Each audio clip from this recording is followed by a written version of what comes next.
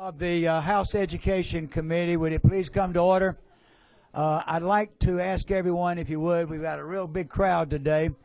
Now, for your information, you're allowed to stand on the back. Stay away from the light switches, please. That's all right. You can come on around. When it gets too crowded, we have some people here that are helping us. We're going to ask the overflow group to go down to 5:15. We're having a live stream of this there. And if any of them request to speak, they will be given time to come up so that they can get up here if they have a question. So don't worry, if you have to go down there, you will still be able to speak and testify this afternoon. Ask you please to turn off your cell phones. We please don't want that because we don't want anything to happen there. If you need to talk with anyone up here, no one is allowed past these posts there, but just step up to one of the posts and motion, and one of my assistants over here will be glad to come over and take your message if you need to give a message to someone. That's the only way. No one's allowed up into this area. At no time will we allow any applauding, any heckling, any laughing, any jeering, booing, whatsoever. So please, if you do, we'll ask you to leave. But if someone says something you like, just say to yourself, I like that. But no applauding, no cheering, no standing up, and all of that. So at this time, I would like to ask, if you would, Representative Nix, to please do our invocation. Let's pray. Lord of heaven, we come to you to thank you for the many blessings you give to us. Lord, for the guidance you've given us in so many different ways as we come to this time of the year on the Christian calendar to face our humanity. Lord, we know that we need you. Lord, as we look at our motto of wisdom, justice, and moderation, let that guide us as we have this discussion today. Lord, in the words of the psalmist, we just ask you to help us, create in us clean hearts, O God, and renew right spirits within us as we debate these very important measures this day. In Christ's name, amen. Thank you so much. Amen. Today is a hearing only where you'll know there will not be a vote taken. We'll not be accepting any motions or any votes. We'll be hearing the information today. We will take this, be disseminating it. We'll be meeting with the author of the bill, and we'll be deciding what we want to send out. We'll assure you that the information we collect today, after we've met with all the parties that are involved in this, that we will be sending it out for you to look at. Probably the next meeting will be next Wednesday, where we'll be considering the bill again. But today is only a hearing. But before we start, I'd like to ask Representative Dudgeons, if he would, to please assign our new bills that have been presented to our committee to subcommittees so that we can have hearings. Thank you, Mr. Chairman. This should be pretty brief. For the committee's knowledge, Senate Bill 343 by Senator Mullis around Georgia High School Association was recommitted from our committee to Chairman Martin's committee in Budget and Fiscal Affairs, so we no longer have that bill. We have two new bills we're assigning today. Senate Bill 372 by Senator McCoon relating to Hope eligibility and GPAs is going to academic innovations. 372 to academic innovations. Senate Bill 384 by Senator Miller, the Founding Principles Act around curriculum, is going to academic achievement and curriculum. That's 384. Mr. Chairman, that's all the bills we got from the Senate. Okay, thank you. And I encourage the subcommittee chairs to please go ahead and have hearings as soon as possible because the calendar's burning, days are burning. We need to get these bills out to the full committee so we can have them heard. Okay, at this time, is there any questions, any announcements anyone needs to make? Anyone need to make anything? All right. If not, we want to welcome our senator here, Senator Liggins. We welcome you, and we have under consideration today for the full committee, and is Senate Bill 167. And so we'd like to, if you'd like to just sit there, you can, and we'd like, if the committee would, let him present it, then we'll let you ask your questions. And while we're here, if there are any representatives or senators in the crowd, we're welcome to come sit. You may not vote, but you may not ask questions, but you're welcome to come up here and have a seat because we'd like for you to hear this. Okay. Senator, the floor is yours. Thank you, Mr. Chairman. And if you would put that mic right up to you. Okay. Thank you, Mr. Chairman.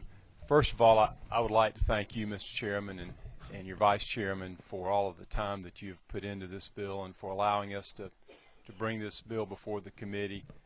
for its consideration, and I just want you to know that we're very grateful for the opportunity to do that and to be with you today. And thank you also for your work that you have put into this to bring the bill to this point. Senate Bill 167 is being given in response to concerns that came from many people out of what is known as the Common Core. And there's been a great deal of debate and discussion of this across not only this state but across the nation, and it has turned into a national discussion. And historically, in Georgia and many other states, those states have determined what their standards are going to be. That is, what is going to be taught in the classroom. But many people have seen that with Common Core, when that came, that there was a loss of control over those standards that was moved outside of the state, out from under the accountability of the voters and the taxpayers and the teachers, to what's called the consortium of states and other private interests that determine what those standards would be. The purpose of 167 is to assert that it's the state of Georgia that will be determining what will be taught in our classrooms.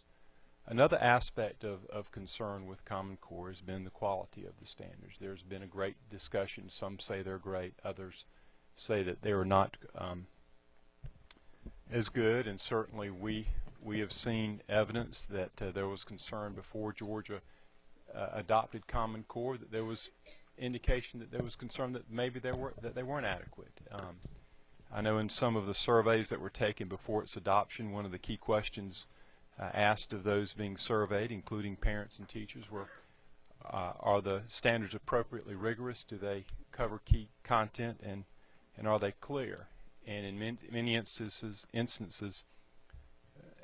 over 60% of the respondents in English for grades kindergarten through 5th grade would say no, or in mathematics through kindergarten through 8th grade, again 60% said no in response to that question. There have been experts, national standards experts, that have looked at these, and many have said, well, you know, these aren't the way they should be, and there are various problems and issues with it.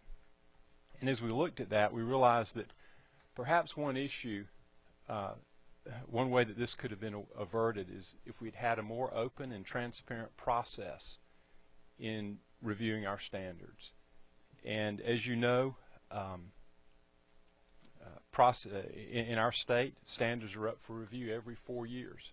And going back to 2010, we would be up for a review now. And in fact, there's a need, and that need was brought to my attention by the department, that our math standards are a need for review. What the bill does, it establishes an open, transparent process for the review of our standards, and that is within Section 1 of the bill. It establishes an advisory council to work with the state board in determining what our standards will be. It's important to know that this advisory council will be composed of parents, teachers, representatives from our universities, and some private sector representatives. The council is given the authority to reach out again even further to our teachers and content specialists to work and review the proposed standards to make sure that what is being said is clear and is good, and that we have high quality standards, because that's ultimately what we're after. We want the best for Georgia. We want the highest standards for our state and for the children within our state.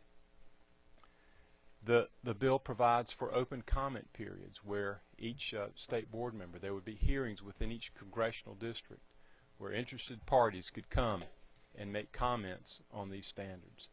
Then that committee would make a recommendation to the state board, which then takes that information, looks at their proposal, and then makes a final recommendation for what the standard should be. We also make it clear that we want our the assessments to follow these standards, and that we'll be looking towards the development of the new assessments that will be in alignment with these standards. And as I understand it now, there in districts across the state, there's a question of whether or not we have proper alignment between our assessments and our standards. And that's something that we need to get right, because it's not fair to our students, being testing them on matters that they may not have covered or studied, and certainly it's not fair to our teachers as well if we're basing evaluations on something where there's not proper alignment.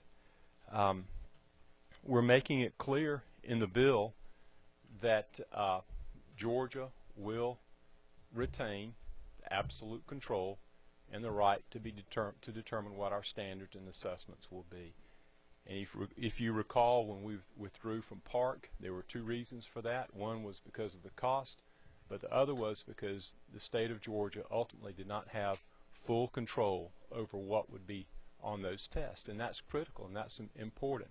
We have to remember we're a state, and we have a duty and an obligation to retain that control and not let it be set by interest outside of the state, whether it be a consortium or a private interest. But it's our job, and that's something that we should ensure that we do. There have been some, one of the criticisms leveled at the bill is that somehow this would eliminate the SAT or the ACT or other national standardized tests, and that is not the case. And when we were drafting the bill, that was one of the issues that we had looked at, and we wanted to make sure that the bill did not do that. And it is our understanding that those tests, they are safe and they are completely and perfectly permitted under the language of the bill. If we look at section 1-5, we make it clear that the local school systems are free to choose their curriculum. It doesn't have to be necessarily aligned to the Common Core. They can go back to curricula based on the prior Georgia performance standards, and in some districts that's just the way things are. They're doing that now. There was never a full changeover to curriculum that was perfectly aligned with Common Core. But it's clear that the school systems would have the autonomy to do that, and in fact that is a reflection of current law.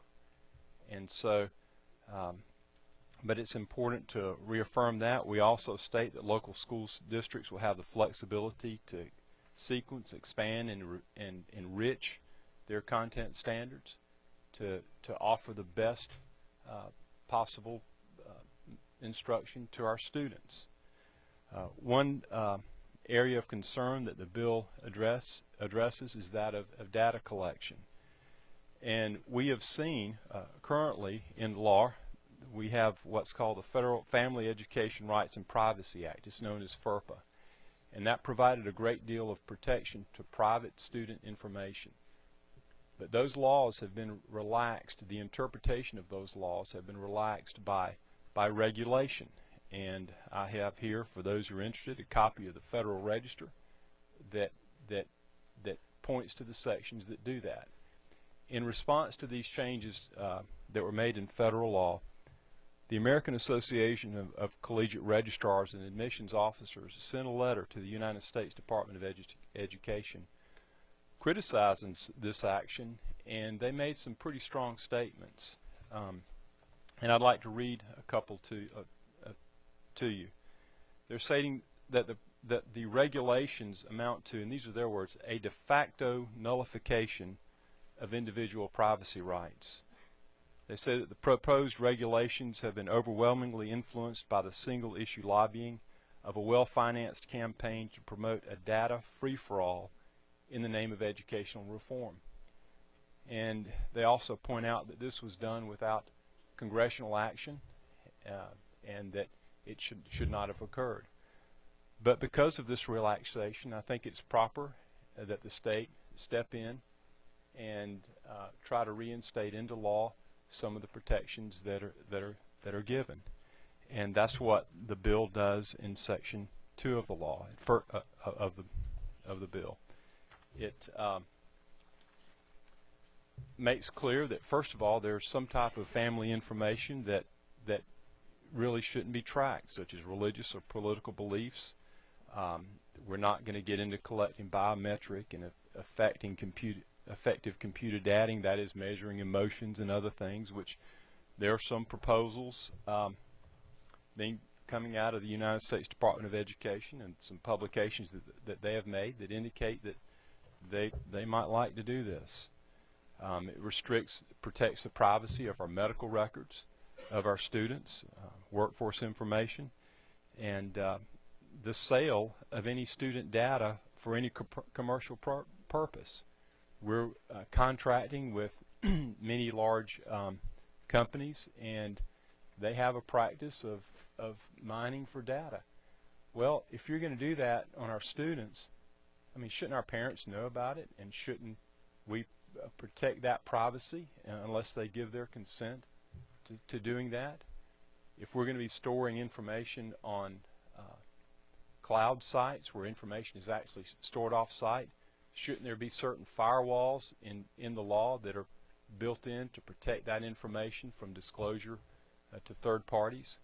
There are recommendations coming from some of our law schools. Fordham Law School was one, which did a study of the contracts that many schools have with and systems have with their data providers, and they indicate that there's no protection in contract and no requirements that information be kept private and not be sold to other people or allow others to have access to it before for commercial purposes. So that's in essence what the bill does. It's not the purpose of the bill is to add another layer of transparency, to make it clear that we're retaining the right to determine what our standards and assessments are going to be, and to have an open, transparent process that involves our parents and our teachers. And it actually slows down the timetable for determining our standards. It's going to move it to every 5 years and allow for a more complete review, so that in the long run, I believe that it can bring more stability to our system, and it can allow those who truly have an interest and who are on the ground, so to speak, in education, to have a voice. And those are our teachers, our parents, and our universities, as opposed to others who may have more of a commercial interest. You know, you get these book companies and testing companies. They like for you to change those standards because they get to sell a lot more product. But we need to listen to the people that are in there teaching these students, and we need to listen to our parents, and this affords an opportunity for us to do that. So. Thank you, Senator. And the board's beginning to have some lights. Come on, a lot of them. So, and I'm putting you in order as it's Christmas all over this place. So we're going to, if you don't mind taking some questions, I'm going to take in the order that I see you coming up. So first of all, I think 24, that is Representative Nix. Right. Yes, thank you, Mr. Chairman. Am I on? Yeah. Yes, you're. Senator Ligon, when you started off your comments, you said that over 60% of some group of people were opposed to this, and I'd like to know who they were and how many were in that group. Okay, this was and that's another problem. Well, this was from the Georgia Department of Education Common Core State Standards Survey, and it was published in June of 2010. And one of the problems was that there weren't enough people that took the survey. How many? Well, it's in different levels. Some maybe 300 to 400 people. And when you're doing something like this, you should have a lot more eyes on this and a lot more people looking at it. And I think that should have been the first red flag, that we had not reached out to more people to make sure that what we were doing was something that was going to be accepted, that it was quality, and that it was something that would work. Now, for the standards in reading for grades kindergarten through 5th grade, that's one of the things that I referenced of those respondents. 61% said that the standards disagreed that the standards were clearly written, focused on key content, and appropriately rigorous. There are a lot of comments attached to it, a lot of them from school teachers and they're stating, why are we doing this? Our Georgia performance standards were just fine. You know, here's a comment: teachers, administrators, and superintendents have not been kept in the loop regarding these standards. You know, I mean, there are other comments like that. You've got to be kidding me. We just finished rolling out the Georgia performance standards. One of the things. We have a lot. I'll let you have one more quick question. That's just. We had asked Paige when we were doing our listening sessions to survey teachers, and there was something, I think, over 4,000 teachers that were surveyed, and the number of approvals of Common Core was well north of 60%. Right. Well, I haven't seen that. I do know that that now the National Association of Educators, which were a proponent of Common Core, have withdrawn their support from the Common Core. And in fact, I have the article with me, and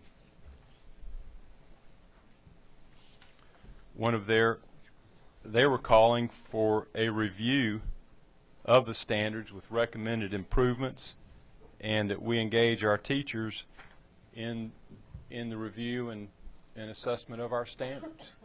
So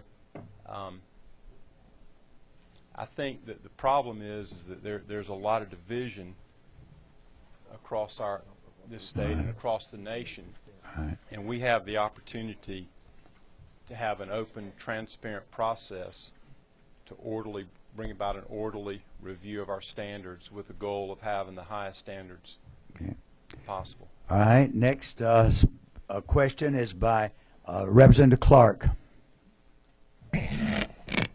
Good afternoon, Senator. How are you again? I'm fine. How are you doing? Thank you. I have two very short questions and very narrow in scope. They have to do with the bill itself, and it has to do with page 3, section 2.2, number 7, and has to do with family income. Say that Chairman Dixon were still a superintendent, and he was looking at test scores and comparing schools. Where are you? They're saying that everybody. It's on page 3. You're reading off his. I'm reading off of the sheet. I'm reading off of the summary sheet. Summary sheet. Okay, that's right. The section breakdown.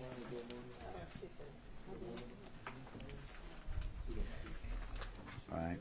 I wonder if you would consider being able to use family income data for school comparisons. For example, in Gwinnett, we use family income to rate schools.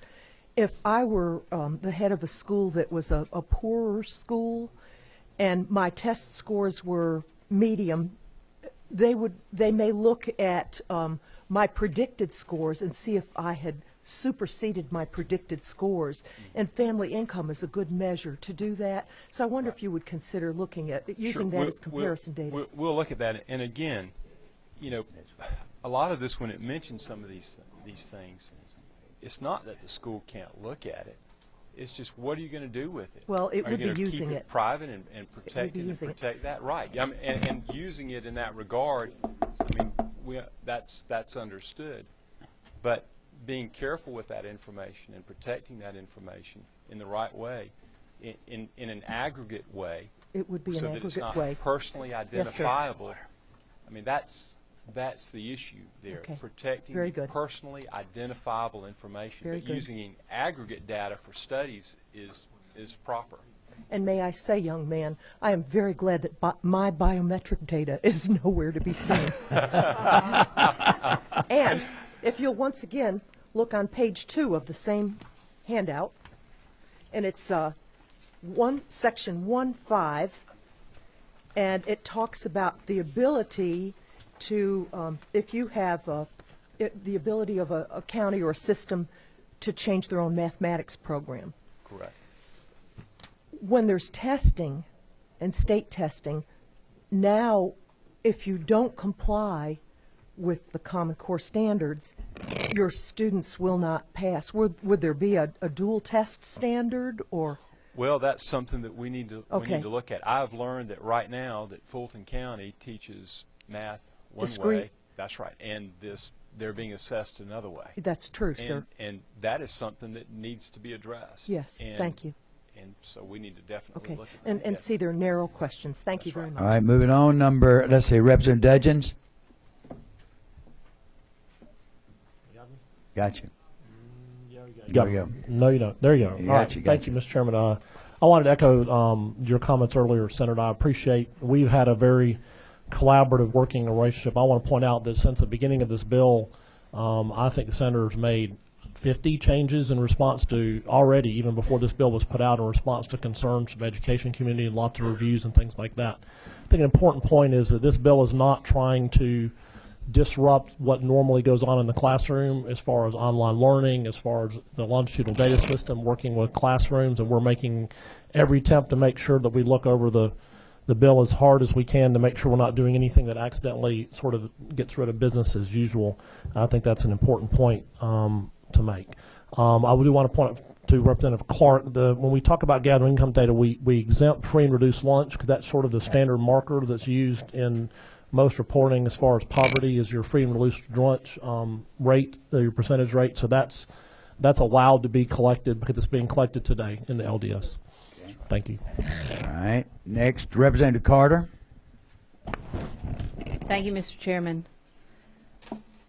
How will the bill impact the Georgia SHAPE Act as it utilizes the DOE data to actually help with healthy solutions and improve school performance? I believe that it allows for that data I mean, it would makes a provision for that act because let's see, it makes an exception for records needed or created by Line 372. 373. That's right. Okay. Exempts Georgia SHAPE. Thank you. Right. Question? Okay. Representative Glanton. Thank you, Mr. Chairman, and thank you, Senator. Notwithstanding the substance and the content of the bill, as we continue to struggle in the state of Georgia with education budgets and funding, I've been told that if this particular piece of legislation passed, that it could potentially cause us to lose up to $1 billion in federal funding. Can you address or speak to that?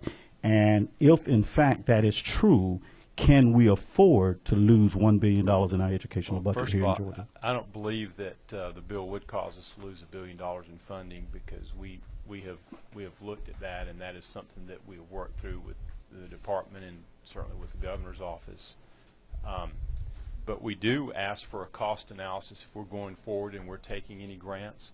We're asking for an analysis of what is it going to cost the state, because there's concern sometimes that when we take federal money, well, we start something that winds up costing the state a whole lot more than in the long run than we ever get out of it. And so we want an analysis of that. We want to know how any grant is going to affect the ability of the state to determine what's going on in education. What are we giving up for what are we getting? We need a cost-benefit analysis of that. And so one of the things that the bill does is ask for that. It asks for that analysis to be yes, conducted. Sir, it does. Okay. It requires that analysis. Oh, thank you. All right. Staying in order. I think it's Representative Dixon. All right. Thank you, Senator. A couple of questions, areas that I have some concerns. One is in section 1-4. It starts on line 219 and it goes through that section, which limits the state in terms of some of the sources of standards that can be considered, which is in essence saying that anything that comes from a multi-state consortium or it can't be considered. I mean, that seems a little. You have to read it in context, because Okay. earlier in the bill, when we're directing the state board to establish our standards, we're telling them to go out and look at the standards from high-performing states. Look at our prior standards. We're not saying that they can't reach out and look to see what has worked effectively and historically in other states and to take that and adapt it and use it in Georgia. What we're saying is we're just not going to go out and and wholesale adopt some standards over which we will have no control or no ability to change or modify if there's problems. We're not going to nationalize our standards in that respect, but we're going to retain that control. And I understand how you see that, but Yeah, I mean, that's the way it reads. On or after the effective date of this code section, the state shall not adopt any federally prescribed content standards. right. It doesn't say the whole thing. It says any content standards or any national content standards established by a consortium of states or a third party, including, and it goes on and names some. It says it's not limited to those. So, in essence, the text of the bill says if there is a consortium that develops some standards, and we see that one of those standards would be effective in our state, we can't adopt it. Well, if a consortium adopts a set of standards, okay, that would be the whole thing. But certainly, we can look at those standards, and we could adopt pieces of standards that we think are superior and are functional, because the Act it directs the state board to reach out and look at standards that were superior and that were effective. But as far as the wholesale adoption or getting into a program where we're taking standards from that have been published elsewhere without consideration and review of our state, I mean, no, we're not going to do that. Well, people tend to take our laws rather literally. You know, and literally it says you can't do it. I mean, it doesn't take much to fix that. Just say that unless it has been reviewed and adopted. But right now, they could not go out there and do that. I mean, because it doesn't say you can't adopt a whole block of standards. It says you cannot adopt a standard or standards created by a consortium. When I read the content standards, I read that as being the whole element, the standards as a bulk and a whole, and that does not include portions of standards that could be reviewed and adopted and compared to what we have and modified for the state of Georgia. Based on what I've heard from other lawyers who work with school systems, there are others who interpret it much more. Well, much more we're literally. certainly willing to look at that. I would just like to. Okay. Senator, you can come sit up here and quit waving at us if you'd like to. We'd like you to come up here and sit with. We're talking about your friend from the Senate over there, Senator Ligon. If I could point out, on line 47, the state board shall examine content standards for such core subject areas which have been previously or are currently adopted by Georgia or by other states or countries, with preference given to the states that had standards which were highly rated in national surveys. So clearly, that is demonstrating a legislative intent to reach out and to look at other high standards, and not to say that we cannot look outward. I mean, that's part of the beauty of federalism and not having national standards. Different states are free to innovate and to find a new way, and that states can look and see what's been successful in one state, what's failed in another, and then you take that information and you bring it to your state and you adapt it and you use it for what's best for your students and your children. But when we lock ourselves into this box of this one-size-fits-all, we're losing something. I mean, we're a big nation, and we have a great deal of diversity, and we don't need to lose the ability to make adjustments and changes and to have flexibility and to compete with each other and to innovate. I mean, one of the problems in nations that have centralized standards is that they're realizing is that they've lost the ability to innovate. Their students are just locked into this one-size-fits-all, and they're hungry for the innovation that we've had in this nation. And that's one thing that we don't want to lose. All right. But that's not what I'm talking about. Yeah, I'm sorry. All right. I mean, that's inspiring, but Okay. that's not what I'm talking about. I know, but All right, let me tell you, we have 56 people signed up to speak, and we're going to stay here and hear them all. So y'all just don't get in debate. We'll do that later. I'll get you two together. But I do want Representative Clark make a comment along with you, because you were supporting Representative Dixon's statement. So go ahead. Senator, it is I. Yes, thank you. And Dixon's comments. I'm sorry, sir. What did you qualify for, Tom? In addition to Chairman Dixon's comments, that's our PTA's concern in Gwinnett. They read that just as Chairman Dixon did. So if we could amend that, I think that would make them feel very much more comfortable. Thank you, sir. We can look at that. Okay, we're gonna move on. This board is, it's up here. All right, let's see, the next is 20. Representative Dudgeons, and you said you had one comment that was critical. Yeah, I'm sorry, Mr. Chairman. I had my notes and I skipped one. There's been a lot of concern from the technology community that we're going to cause a lot of problems with implementation of the ordinary technology and the digital learning that we're working so hard on. I've met in the past couple days, either by phone, email, or in person, with about 15 different technology groups, including Google and IBM and others, and we are working with the author.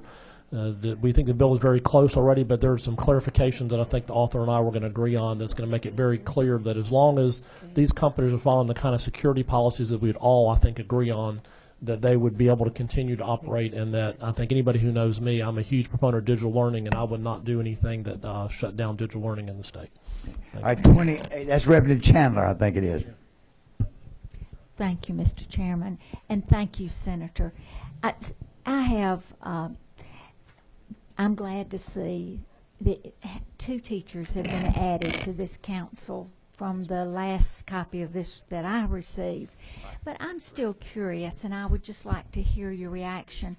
Why do we have 9 parents, and I applaud parents being involved, and just 3 teachers? Well, one of the concerns was that we have parents involved, but you have to remember, under the subcommittee section, that council can reach out to an unlimited number of teachers and content specialists to aid them. They become a part of the council through that method. And so they're not excluded. They're to be included. And I expect that there will be a lot of outreach to them. In fact, the council is directed to go out and bring them in and to make them a part of this process. And with the other 3 teachers that are on board, they will help provide the guidance and direction as that process goes forward. Okay. Thank you. Next we have Representative Morgan. Thank you, Mr. Chairman. Hello, Senator. I have to say that I had never heard of a Senator Ligon before this, and I remember last year hearing about a bill that was going to remove us from Common Core, and I just remember hearing, oh, that would never happen. So I'm amazed that we are here today. I have a couple of questions. I have a lot of questions, but I know that we're short on time, and so I just want to ask you from a value standpoint, from a philosophical standpoint. You mentioned a couple of times that you didn't feel initially when we adopted Common Core that there was an open and transparent process, and that we needed to listen to educators and parents. And so I think when you look around this room, look at the number of emails that we've received, lots of those emails said, I've never talked to a legislator before, I've never sent an email, but this issue, this bill in particular, has caused such a stir that you have people who are participating in this way for the first time. And so that says to me that there's a lot of support, a lot of concern because of this bill, and educators in particular who are doing this every day, who may have had some concerns at the start, but now after implementation are very supportive and are deeply concerned, as I am, about moving in this direction. And so my question is, can you talk about, as the author of this bill, how you respond to an overwhelming number of educators who clearly support Common Core, what we are doing, who would disagree with the premise that you've laid out, that they don't have the flexibility in terms of curriculum to meet the needs of our students and to meet these standards, for parents who overwhelmingly support these, and for the business community, if we're looking to attract business to Georgia, how it is they are supposed to trust that all of the tests now will be developed here, that they can rely upon what standards are being taught in our state, how you respond to these groups who have very deep concerns about this bill and what direction we'd be moving in as a state if we were to adopt this.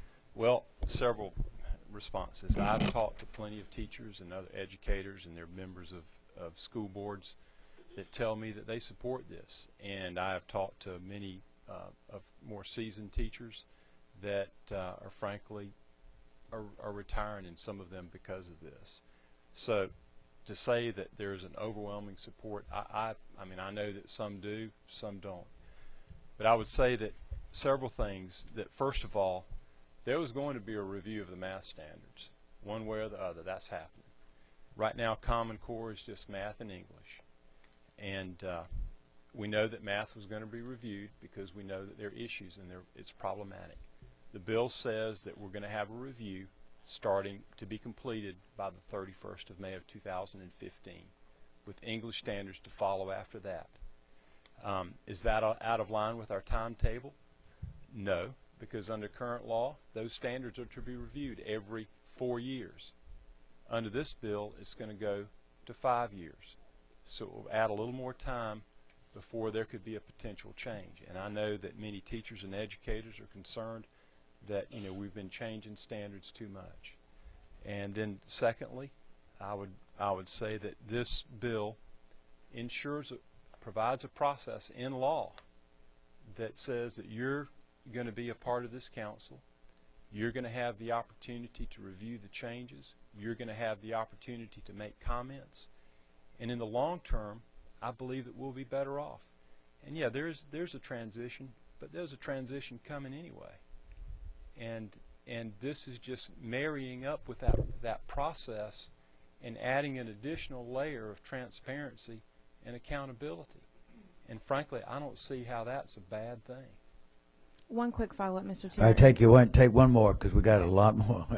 So in SAT and ACT, and you've mentioned your interpretation, or someone mentioned that their interpretation was not that we would not, our students would be taking those tests.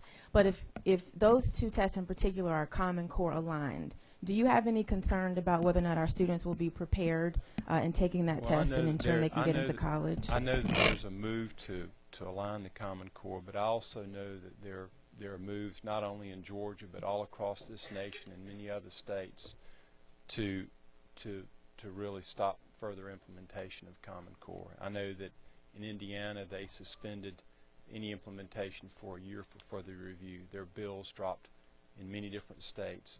Many of those, a democratically controlled state, the state of Washington, had a resolution that I've seen that's been dropped that would freeze any further implementation. To say that there's universal support for these bills among the education community, I don't believe so, not when the largest teachers union nationally has withdrawn their support for Common Core. And there are reasons for that. And we need to slow this train down. We need to have a good process for review of our standards.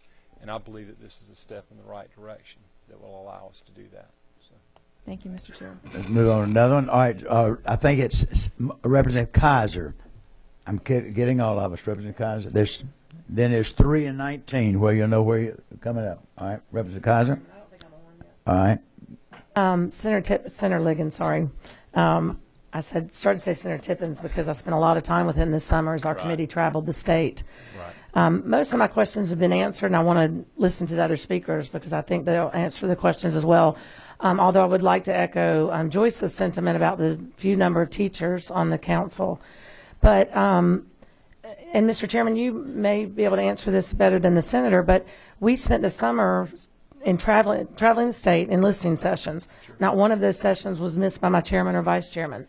Right. And we didn't hear with any exception from any superintendent that didn't want to keep Common Core. Right. They said, please let us do our jobs. Don't make any changes. So there was not an exception among those superintendents. Is that not right, Mr. Chair? That is correct. Then I have. So I just expressed my concern about, one, the chamber's concern with the bill. We've just been voted best state to do business in, and all of a sudden this appears to me to be creating a business unfriendly climate because we are moving towards something that our superintendents accept. I know every teacher I've talked to doesn't want to change. So this worries me, and I know my substantive questions hopefully will be answered by the speakers. Sure. But I asked that question about the superintendents and other board members all over the state of Georgia because you mentioned the response, there not being a widely held response to the implementation of Common Core. So would you just speak to that? Sure. Well, first of all, again, you have to understand what is the process that we currently have. And that process says that we're going to review our standards every 4 years. And what are we adding in this bill? We're saying that we're going to review them every 5 years now.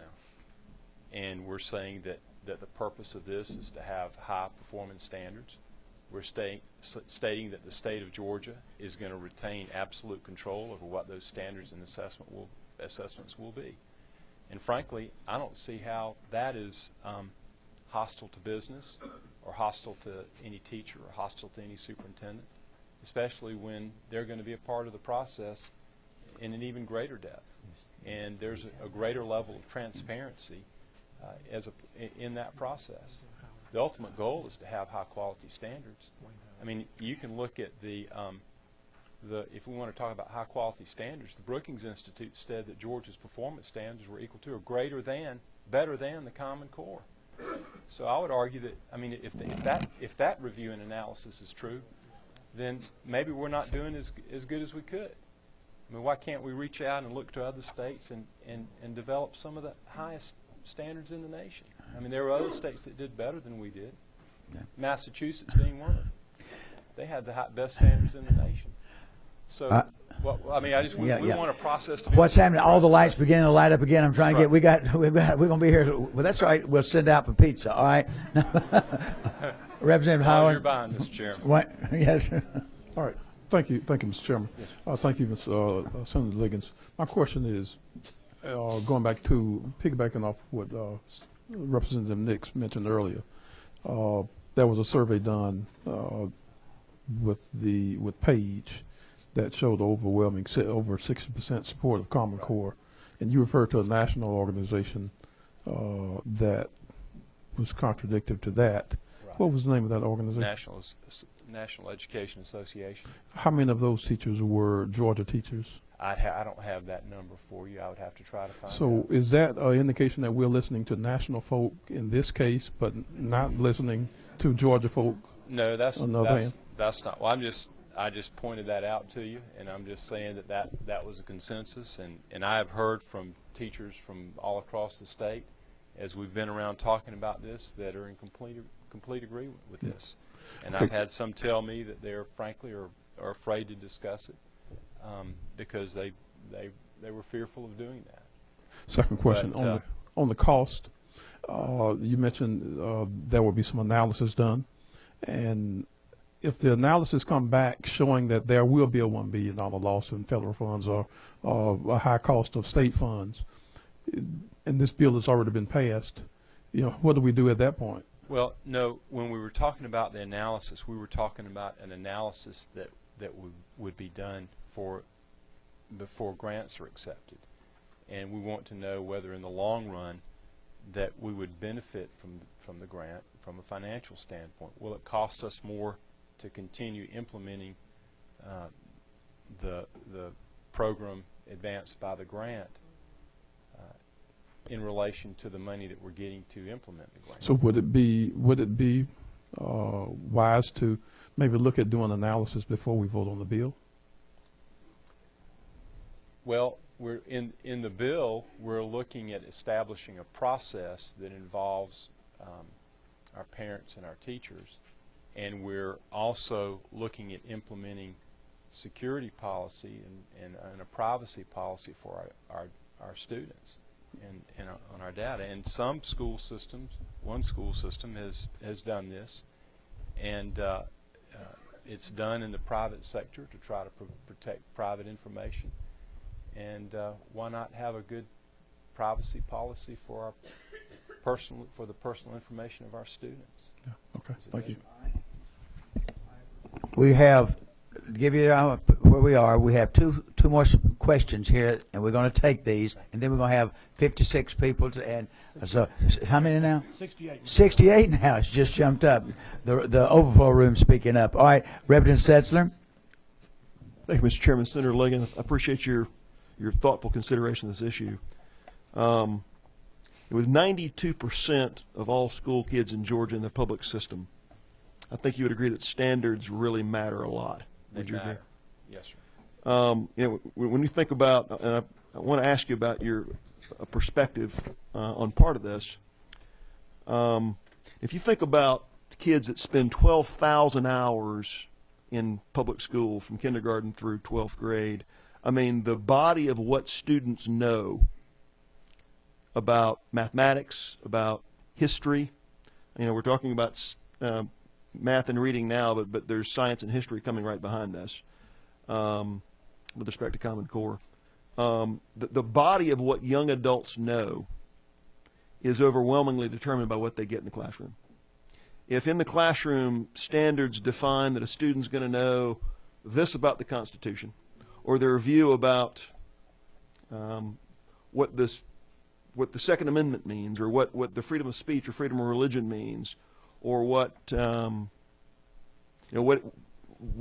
role government has in a free society. Those things are overwhelmingly determined, are they not, by what kids get in the classroom. That's right. And I think when we think about the sweep of this, rigor is a vitally important part. But I want to ask you, is your bill not focused at asking the question, should an outside entity outside of the state of Georgia make determinations by setting standards, by determining whether a kid's going to learn about the limited and enumerated powers of the federal government in the Constitution, or what they're going to believe about what the history means in a whole number of contexts, from the founding of America through the interpretation of the Civil War, through World War I, World War II. That entire sweep of history is determined in the mind of 1.7 million Georgians. Let's get to a question, because we're talking about math and language arts. Let's go ahead and get to a question. And I understand, Mr. Chairman, but my question's this. We're talking about math, language arts, and science and social studies. It's not just math and language arts. All right. Isn't it true that the decision to adopt a national standard is to allow some entity outside the state of Georgia, not controlled by the state board, not controlled by any one of our school boards, or not controlled by this General Assembly, to determine what our young adults know?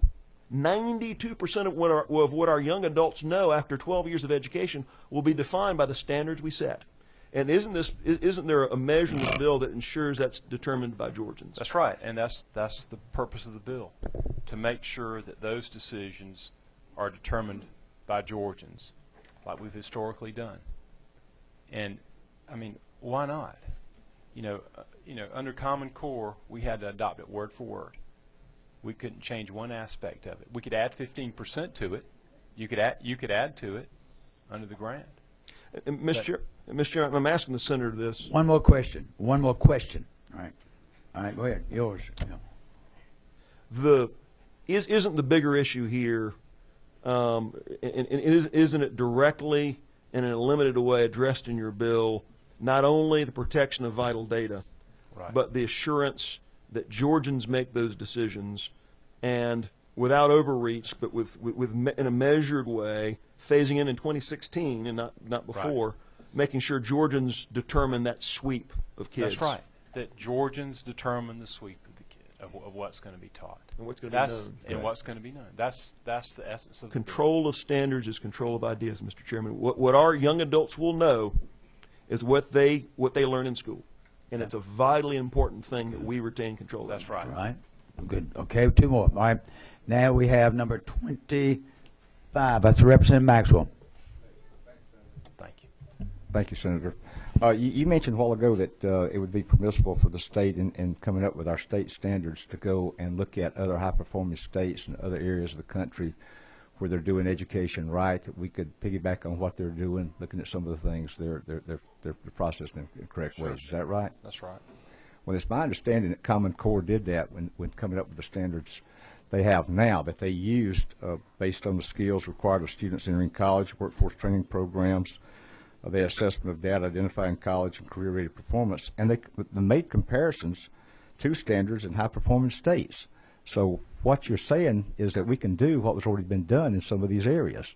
Is that not correct? What I'm saying is that we can do better, because when you look at some of the national reviews and rankings that compared Georgia's prior performance standards to the Common Core, that we were better in many respects. Well, we don't. And that's the issue when we say we're going to be a part of this and we don't retain the flexibility and the ability to adapt and change, then we must necessarily move downward. That's my second question. Right. Where are we locked in stone on this? It's saying that we can't change and develop our own. If we find something better, are we locked in stone anywhere in this here now? The grant ends that in grant September of this year is when it runs out, and so as it stands right now, we're following those standards. But if you need to change it, where do you go to change those standards? Who do we see? Well, if we've got something good in place already, if it's working now, it's been working for 2 years, do we have to go in and change them? Are they necessary? Is it necessary that we change something that's working already if we know we're working at something that's got high-performance standards out there? Well, I mean, I think that's a point of contention that many say that they're not performance standards, and high performing, and we know that there are issues with the math standards because when this bill was first dropped, one of the first things that the Department of Education did was ask that we have a review of the math standards first because they were problematic. Yeah. And so if you say we're not going to review it, I think that came about even before Race for the Top or anything else. I don't believe the Race for the Top funds or anything else had anything to do with the math standards. That was something developed a number of years ago. That was my question, Mr. Chairman. But, you know, that was. Why not You're get right. in and review it? Well. All right, last question, and then we'll be from Representative Carter. Thank you, Mr. Chairman. Senator, I appreciate that you have concerns about these standards. Right. Could you specify for me 2 to 3 standards that you have concerns about? Could you tell me exactly which ones? I would have to go and look, but I've looked at the reviews from, we've had a complete analysis of our English standards by Professor Sandra Stotsky, and she compared Georgia's prior performance standards to the Common Core standards on a scale of 1 to 4, with 4 being the highest. Our former standards scored out at a 3.4 and Common Core at a 1.8. There have also been some reviews in the math by Professor James Milgram out of Stanford University. His concern was that under the standards we're stepping back and we're losing ground. I don't have that information with me today, and I certainly cannot tell you. I read an article a few days ago about, I believe it was the Fordham Foundation, I can't remember specifically, that felt completely different from what you're saying. And the one complaint I've heard from parents is that the rigor is too hard for them, that the challenge for their children. When I look at some of these math, I looked at the kindergarten math standards a few days ago, and some of the things that we are looking at teaching kindergartners as standards, I remember I probably didn't learn those until the 3rd or 4th grade when I was back in school in the 80s. So I'm trying to understand exactly which standards you feel most passionately about, so that I can, really appreciate where you're coming from. One of the concerns is that there's some misalignment of some of the standards, and there's studies that show that children develop at certain stages, and when you try to inject a certain type of learning at one stage, that they're just not developmentally capable of learning that. And if we have a misalignment, then we're wasting our time, and we shouldn't be doing that. And so could you get those specific ones to me? I'd be interested. Yes, just to thank you. Be glad to Let me say how we're going to operate now. Committee members, you can still ask questions. If you have someone who's now, I would love for you to hold your questions. I don't want to question each speaker. We're not going to do that. But if there's something that's just earth-shaking and you feel you just must ask something, please let me see your light, and we'll see that you get to. Senator, we'd like to ask you to join us if you like, or you may stay there and take notes, or whatever you'd like to do. So we'd like to feel comfortable about where you want to join us. Now, what we're going to do, we're going to call you 5. I'm going to ask the vice chair here, Reverend Dudgeon, I'm going to ask him to call 5 speakers at a time. Now, listen, we're going to call the first 5, be on deck. Then after a speaker, he'll call the next name. So we'll have 5 in line at all times up here. Here are the rules. You have 1 minute. Here's my timekeeper. You have 1 minute, and when she does this, It'll be 5 seconds, and after that, we're going to call time on you. And but if you're an association speaking for a large group, you have 2 minutes. And we're asking the groups also, if you're here from a school system, we're glad you're here. We want you to speak. If someone has said what you think you just wanted to say, come up and say ditto or something like that. That would be good. That would help us out too. Now, because we're willing to stay as long as you want to stay, because this is important to us. I want you to know we're not rushing this process. We want to hear from everyone, and we do care. So at this time, I'd like to, when you come up, give your name. You're speaking as an individual, or you're speaking for a group, and then move right on. Okay, Representative Hudson? Thank you, Mr. Chairman. We give our honored first spot to Dr. Bard, Superintendent of Schools. After that will be Jimmy Stokes with the Gale, Katie Brown with Troup County, Kimberly Linebarger, and then Charlie Harper. So if you guys could go ahead and queue up, and Dr. Bard, you're first. Okay, yes, I'd like you to go to the podium. That's good. That's a good point. I want everyone to go to the podium. Representative Bard, since you're representing a large group, we're going to give you a little longer. Yeah. Okay. Thank you very much. Members of the House Education Committee, ladies and gentlemen, I'm State Superintendent John Barge, and I'm here today to voice opposition to this bill as it is currently written. While I appreciate the time that Senator Ligon has offered myself and my staff to work with him on the bill, there are still some fundamental flaws in it that prevent me from being able to support it. The bill has quite a bit of language that would throw our educational system into complete chaos, including the new teacher evaluation system that was placed into state law last year by this assembly, our waiver from No Child Left Behind, and a number of other issues. I will be the first to say that we need as much local control as possible in our schools, but let me just tell you, at no time this State Board of Education adopted these standards voluntarily. They were not forced. They were not coerced. They reviewed these standards. They thought they were quality standards, and they adopted them. We are in the process of reviewing the standards, and if the State Board feels that there needs to be revisions and refinements to the standards, they are the body in the state that has the authority to change them, and they will. No one, at no time has this state ever relinquished control of our standards. We have to have a set of common standards in this state. We cannot have school systems across the state teaching to different standards. We have always been a local control state. They've always controlled their curriculum. They can teach the standards any way they want to. They can use any resource they want to teach the standard. The big thing that you need to understand is the standards are broad, overarching principles that states across the country have agreed these are the big ticket things that kids need to know and be able to do. We can't possibly do that if we have multiple sets of standards going on across the state.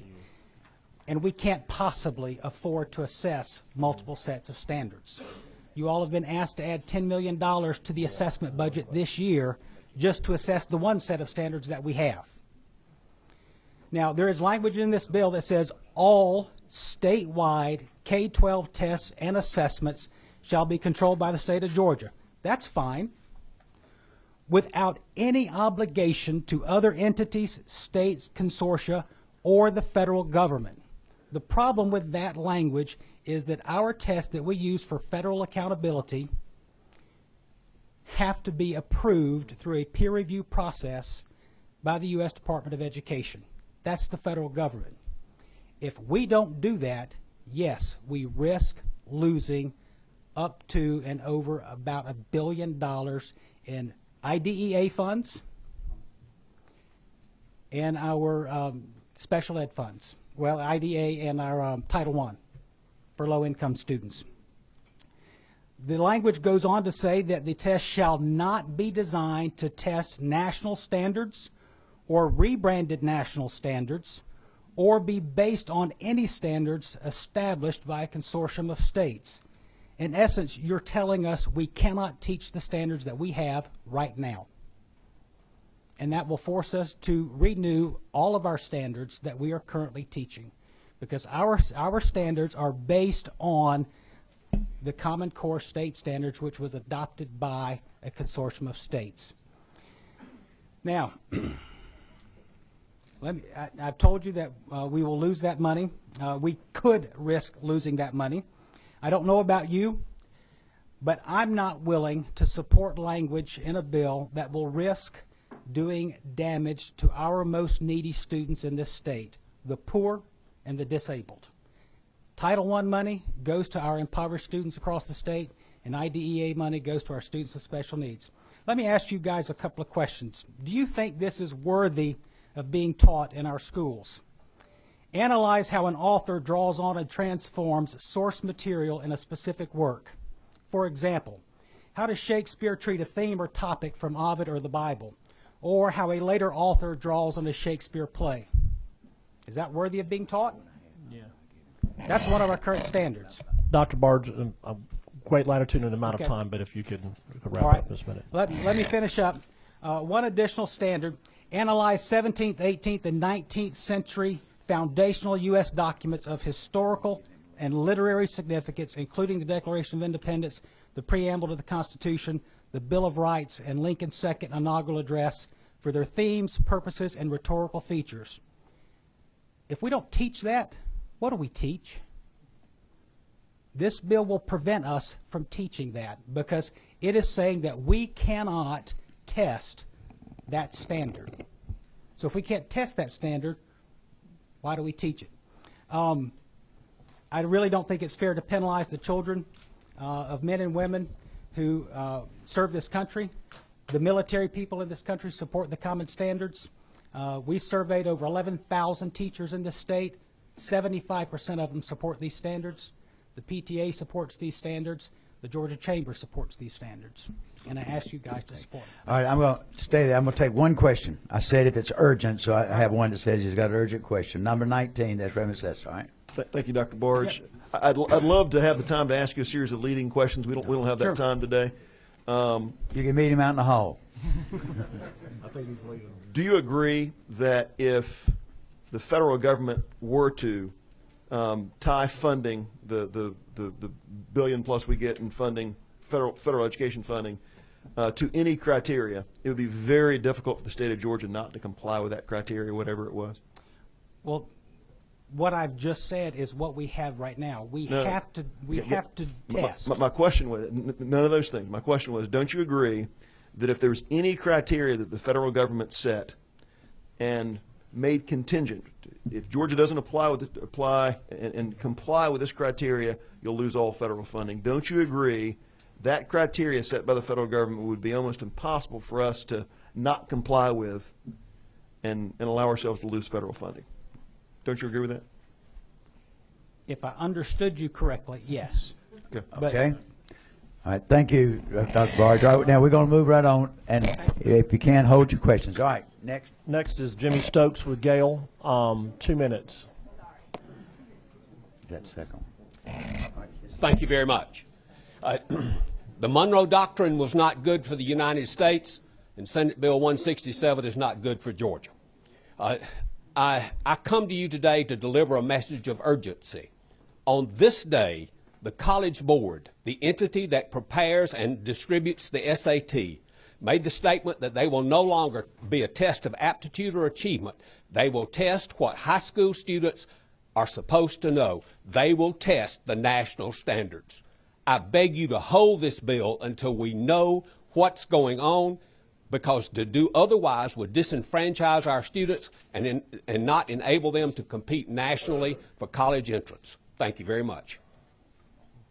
I want to encourage everyone who makes a statement, if you make a recommendation for a change, you think something's critical, put it in writing, give it to Sheen over there, and then Mike will be getting all of these. So we need to have these incorporated into changes you want, okay?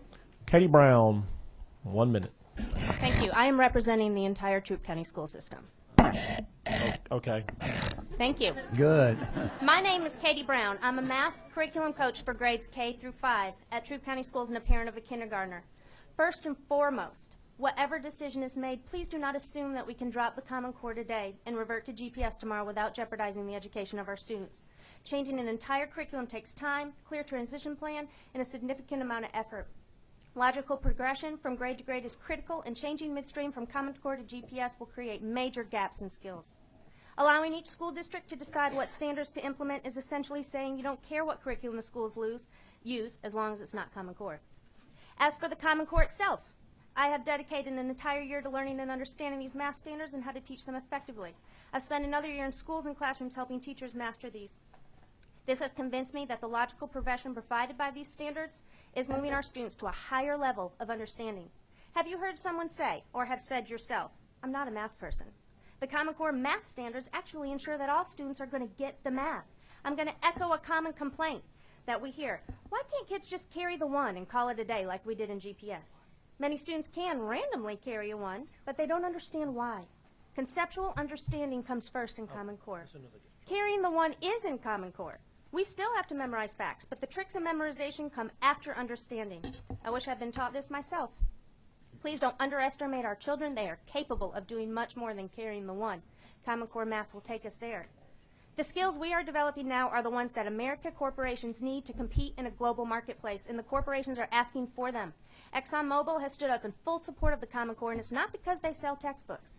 And it's certainly not because their political agenda is opposed to yours. They just want to be able to hire members of a workforce who can help them compete globally.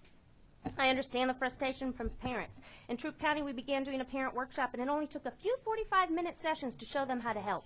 And more importantly, they understood why this is good for their children. It's all about communication. Okay. Thank you. Mm-hmm. We're sorry to be so mean, but with 68 people, we really don't have much choice. Dr. Linebarger. Be sure you pull the mic right up to you because we have a hard time. It's hard. There you go. Some will be tall, some will be not so tall.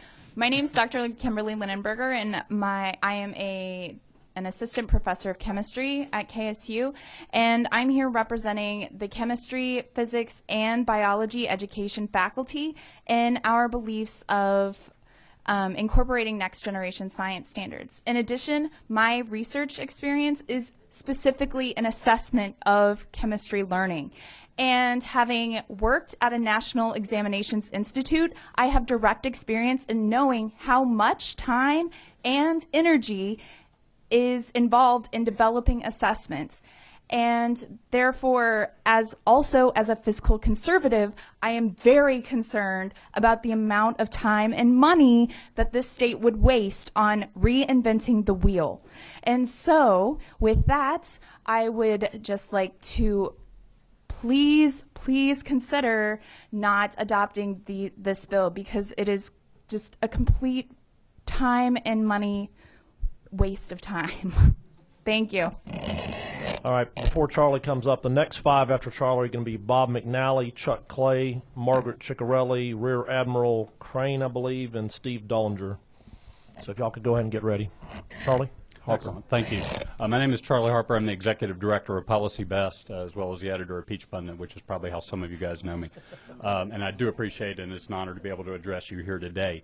I am the product of Georgia Public Schools, first grade through 12th grade and 2 college degrees, all public institutions here in the state. I am very appreciative of what I had, and I take the role of Georgia Public Schools very seriously. I had great teachers, and in 6th grade, I got to be Ronald Reagan and Miss Starr Smith's presidential mock debate. And one of the things I love about Ronald Reagan is he had a line that it's not what liberals believe, it's just that so much of what they believe is untrue.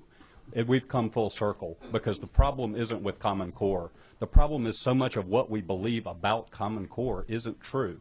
Superintendent Barge already addressed the local control issue. Somehow responding to local control, we're going to create a new appointed board to oversee an appointed board of people, and that's being done in the name of transparency. I don't get it. I've already written a column this week. I firmly believe this is anti-science, but at the end of the day, we've got folks out selling this as a creation of the Obama administration. It's homegrown. This is ours. We've got to keep it. Thank you. Bob McDowell. Let's take this one. I'm sorry, we got one question, though. All right, Representative Morgan. It was for the professor from Kennesaw State. I wanted to ask a question about our current process. As you might be aware, given your background, we are charging districts to create student learning objectives. And so if we were to compare that process, That's up to you, Mr. Chairman. No, go Maybe ahead. she can. Quickly, come on. But if you were to compare that process and how challenging it is right now to develop Come up to the mic, please. So, in other words, if we're comparing what's happening currently with the development of SLOs, talk to us very briefly about what that would look like if the state developed its own assessment based on our own standards. We're going to have to limit this to questions if you do quickly, all right? Okay, real quick. Or we'll be here forever. We can't just do that. All right. Okay. So developing assessments in terms of the SLOs, the people developing the assessments have to have the content knowledge to be able to effectively measure the learning objective that has been set forth.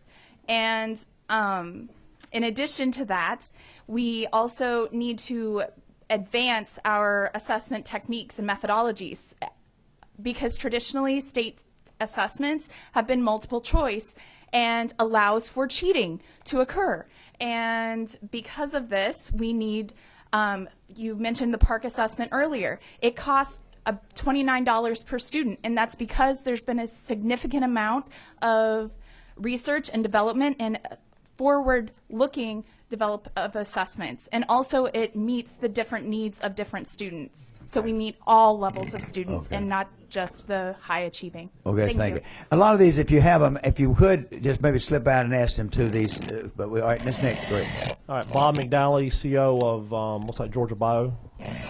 Mr. Chairman, I'm Dr. Bob McNally. I'm representing Georgia Bio in the Atlanta Metro Chamber. As you know, both organizations foster biotechnology for the state of Georgia. I'm also president and CEO of GeoVax, a company here in Smyrna that specializes in production of an HIV vaccine, which we license from Emory University.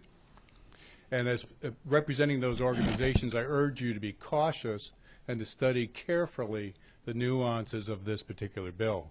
I offer myself up as an example of what meeting standards can mean throughout life. I grew up in upstate New York, met those standards in middle and high school, went on to earn a degree in electrical engineering and a PhD in biomedical engineering, and was recruited here to the state of Georgia and was a founder of CryoLife in Kennesaw, which produces human heart valves for transplant, hires 385 peoples on the New York Stock Exchange, and is one of our big success stories for the state. So I urge this committee to please be cautious.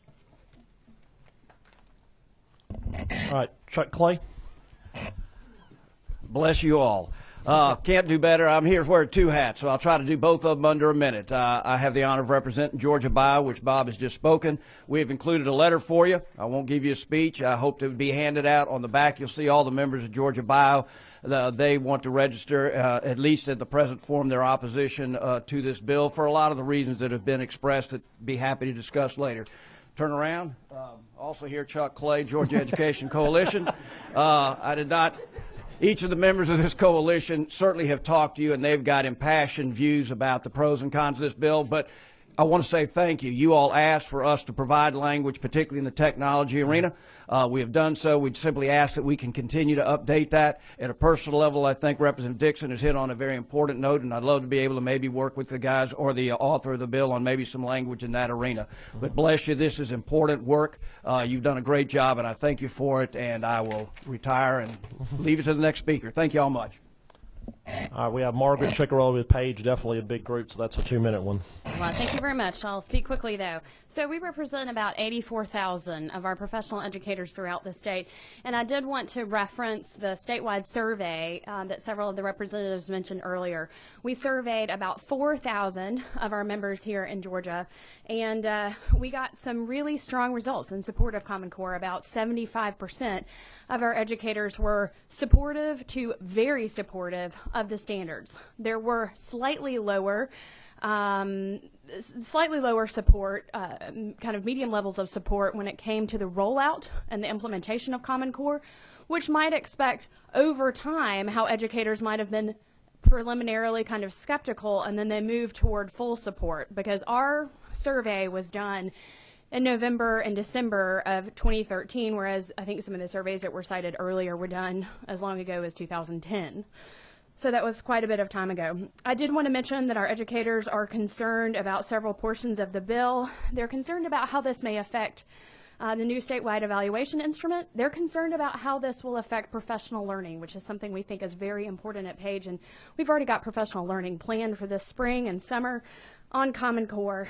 They're concerned about how this will prepare students for the 21st century. And they are frustrated by partisan politics and how this may be influencing the students in their classroom and the chances those students have to succeed. I did also want to mention, as far as the student privacy portions of the bill, coming at this with an attorney's eyes, I had some concerns about any the conflicts this may have with existing reporting requirements that schools may have to share data with non-education government entities like Child Protective Services, which we are increasingly talking about privatizing here in this state, and the court system when it comes to truancy and when it comes to reporting suspected cases of child abuse, particularly some of the psychological, the prohibitions against reporting psychological information, which could be part of a child abuse or neglect investigation that schools are required to carry out if they suspect something that our children are in jeopardy. So I just want to thank you for listening to us today, and also request that we split the legislation into two separate parts. I think it would be much more appropriate to see these acts moved as two separate pieces of legislation, and we look forward to working with the committee moving forward, and appreciate the opportunity. Thank you, Margaret. Next, Rear Admiral, I think, Crane.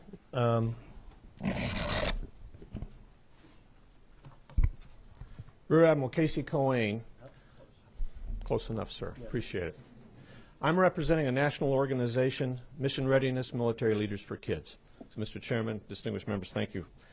We are a group of more than 400 retired generals and admirals who focus on improving the education of today's school-age children. Yesterday, we released a report here in the Capitol strongly supporting the Common Core standards for Georgia.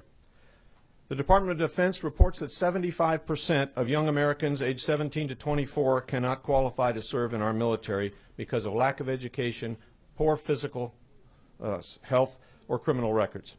And you heard that right. 3/4 of our young adults cannot meet the minimum requirements for military service. And if you find that sobering, and I hope that you do, you're not alone. In Georgia, 28% of high school students do not graduate on time. Of those who do and take the military entrance exam, 25% lack sufficient math, literacy, and problem-solving skills to qualify. Colleges and universities report that 20% of entering freshmen require remedial courses before taking for-credit courses. We're not preparing our students to succeed in college, the modern workforce, or the military. That's why we support Georgia's Common Core state standards. We think introducing more rigor, more critical thinking, and complex problem solving will help keep America competitive. Now, my wife is a national board certified high school English teacher who's taught in Cobb County for 18 years. Last year, she began teaching to the new Georgia standards, and she welcomes the increased rigor in her curriculum that is still developed, controlled by the district and classroom teachers in Georgia. We currently have 2 million military family children in this country. They move an average of 6 to 9 times during their K through 12 years. Due to varying standards across the states, they often find themselves either behind, because that subject was taught last year in the new school, or they're bored and disinterested because they learned it last year in the previous school. This is not unique to military families. Time. 20% of our students in my wife's school are transient. This is a serious issue for us, and we strongly urge you to stick with the Georgia Common Core state standards. Standards without assessment, however, are useless.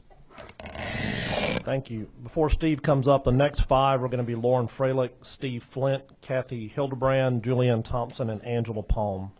So next is Steve Dollinger with the Georgia Partnership for Education. Mr. Chairman, members of the committee, I'm Steve Dollinger, President of the Georgia Partnership for Excellence in Education, and thank you for giving us the opportunity to speak this afternoon.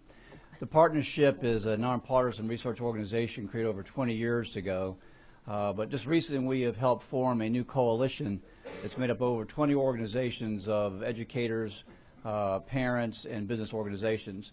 We are all concerned about this bill, and you'll hear many of those other voices this afternoon. You have a copy of my full comments, and we've also sent you recommendations for 4 amendments or edits to this bill if it were to go forward. But let me just summarize my comments. We commend you for your work in working together to compromise a bill that we hopefully protects our current standards. The rest of the details in this bill actually lead to the opposite outcome I think, of some of those intentions. Let me just summarize. It bans assessments that are aligned with national standards. It ends cross-state workforce readiness comparisons. It allows districts to return to previous curriculum, which would render any statewide assessments nearly impossible. And it bans using, or at least considers using, any state-developed and multi-state consortiums.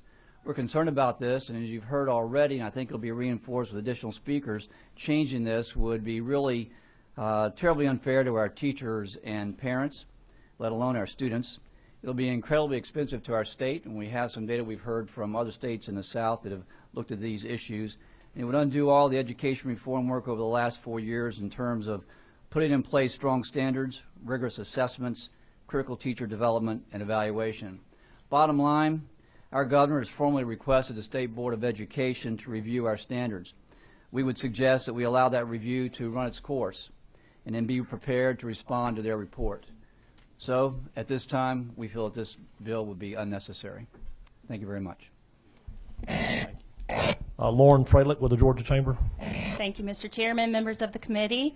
Thank you all for letting us speak to you today. I'm here representing the Georgia Chamber and our thousands of businesses across the state, and I want to express our support for the Common Core state standards. We've been actually supporters of the standards since before they were approved in 2010. Not enough of our students are graduating high school ready for college or careers. You've heard some of the statistics that were just mentioned. Only 71% of our students graduate high school on time. Only 23% are ready for college across math, English, reading, and science. Only 2 in 5 young adults in Georgia have a post-secondary degree or certificate, even though 3 in 5 jobs here in the near future will require them. We've done the research, we've polled our members, we've met with stakeholders, and we know that higher academic standards are part of the solution to this problem. The Common Core state standards emphasize critical thinking and problem solving, skills that are essential for every career, from the trades to the sciences to the professions, skills that students in competing states and nations have been learning for years, and skills that our students absolutely need to compete for jobs in our increasingly global economy. So we ask that you would please support the Common Core state standards. Thank you for letting me speak to you today. I've got a copy of the members of the coalition Mr. Dollinger just mentioned. If you guys are interested in seeing those, I'll pass them around. Thank you. Thank you, Lauren. Next, Steve Flint with Gwinnett County Schools. Chairman Coleman, Education Committee members, my name is Steve Flint. I'm the Chief Strategy and Performance Officer for Gwinnett County Public Schools. Public schools and local education agencies, as well as the Department of Education, are not only organizations for learning, but like all thriving and improving enterprises, they are themselves learning organizations. They are data-driven and depend on high-quality data that become actionable information through research, analytics, and innovation. They collaborate with federal, state, and local government, with private businesses, foundations, and with researchers, universities, and research institutions. The existing regulatory environment provides the support we need in Gwinnett to participate in initiatives such as the partnership with the University of Georgia on an evaluation on our leadership program, the Go STEM initiative, and the Georgia Tech partnership, strategic data projects, measures of effective teaching project, national student clearinghouse data and information systems, our personalized education through analytics on learning systems project, as well as collaboration with graduate student researchers to develop new insights into context and consequences of instruction such as STEM programs, reading, writing, and mathematics instructional strategies. Through these projects and hard work of our students, teachers, principals, and schools, we've been successful on many national as well as international assessments, including the NAEP, our current work with OECD, IB and AP, ITBS, COGAT, in addition to many others.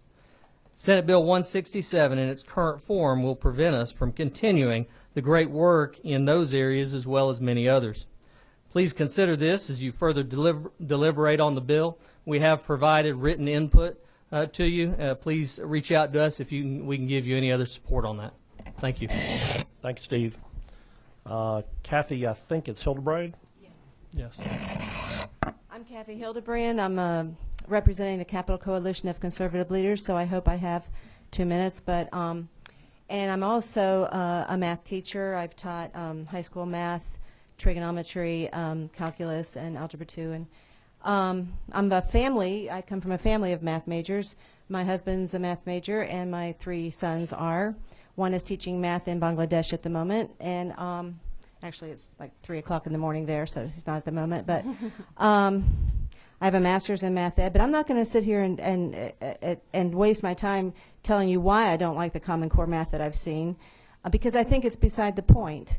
I'm pretty picky about, and in fact passionate about, who has control over certain things in my life, my health care, my family's health care, what and how, what my 3 sons learn and how they learn it. And I don't believe this is about just standards, because I've seen the curriculum, you know, don't call it curriculum, but I've seen the books. This is the way we do it, the Common Core way we do things with mathematics. But I sat in front of Governor Deal with a group of people, and he gave the argument that somebody else gave today that said somebody else was talking about military families, but people that move from state to state, and how much more convenient it would be if we all had one top-down sort of common set of standards, so that the teacher wouldn't have to sit down and actually find out, where is this student, where are they now, where do I need to take them. But I just thought to myself, let's back up a minute. Let's not just talk about the differences from state to state in education. Let's talk about all of the state laws from state to state that are different, because we have different general assemblies. You know, it would be much more convenient if we did away with general assemblies and we just had a federal government. Dictatorships are convenient. You know, the trains run on time. But anyway, I do believe that we have a local school board for a reason. Thank you. Thank you. Julianne Thompson with the Georgia Republican Assembly. Julianne. Thank you. I feel so intimidated right now. But thank you for having me, Mr. Chairman and members of the committee. Thank you for allowing me to testify before you today. My name is Julianne Thompson. I'm co-founder of the Capital Coalition of Conservative Leaders, which is an alliance of 39 organizations across the state of Georgia, and also I am president of the Georgia Republican Assembly. First, let me begin by saying that even though people in this room disagree on the method, it is obvious that we all love our children and we all want what's best for them. And it is so encouraging to see so many people involved, regardless if we agree or not. So thank you to everyone in this room for caring about our children and for your dedication to them. The Coalition and the Republican Assembly believe in a strong educational system that is based on competition, innovation, and academic freedom. We believe that Common Core is an inappropriate overreach by the federal government. And we also agree with Dr. Barge in not penalizing our children, but we agree in not penalizing them by forcing them into a program that would standardize and control them into conforming into a one-size-fits-all formula, which would stifle and actually damage children who can do so much better. The educational future of our children should not be influenced by Bill and Melinda Gates, but rather by their parents. There is a reason, excuse me, there is a reason national curriculum is prohibited by law. Let's not try to get around that by the enticement of federal funds to conform. Control should be local, and the state, not the federal government, should be empowered. A few moments ago, Dr. Barge talked about federal, I'm so sorry, I have a cold and I keep wanting to cough. Dr. Barge talked about federal accountability. But I would like to remind everyone, using the words of former President Ronald Reagan, the federal government did not create the states. The states created the federal government and created it to have very limited powers. Thank you. We stand in support of SB 167. Thank you. Next will be Angela Palm. Before that, I got my next 5 to queue up. It's like Dan Funch, I think. Okay, you said somebody could ditto, so I just want to ditto what she said. And I went around to several of these meetings across the state that you guys had, and I wanted to just commend you for the good work that you've done. Thank you. Thank you. All right, before Angela, you start, next 5, Dan Funch, looks like Tom Stringer, maybe, GCTM, Philip LaRue, John Zahner, and Milton Little. So y'all get ready, and Angela with GSBA. I'm Angela Palm with the Georgia School Boards Association. Thank you for slowing the train down on this bill long enough to listen to us and to take comments and the willingness to change. When I look at a bill, I look for three things as I read it. One is clarity, one is consistency, and one is the consequences. When I look at this bill for clarity, it should be clear how we're going to move from the legislation to implementation, and it is not. It's not clear how the council will work with the state board. It's not clear what the council does in its 2 years of operation when the state board is not reviewing standards. It's not clear what's going to happen if the council and the state board review our current standards and decide that we're where we need to be.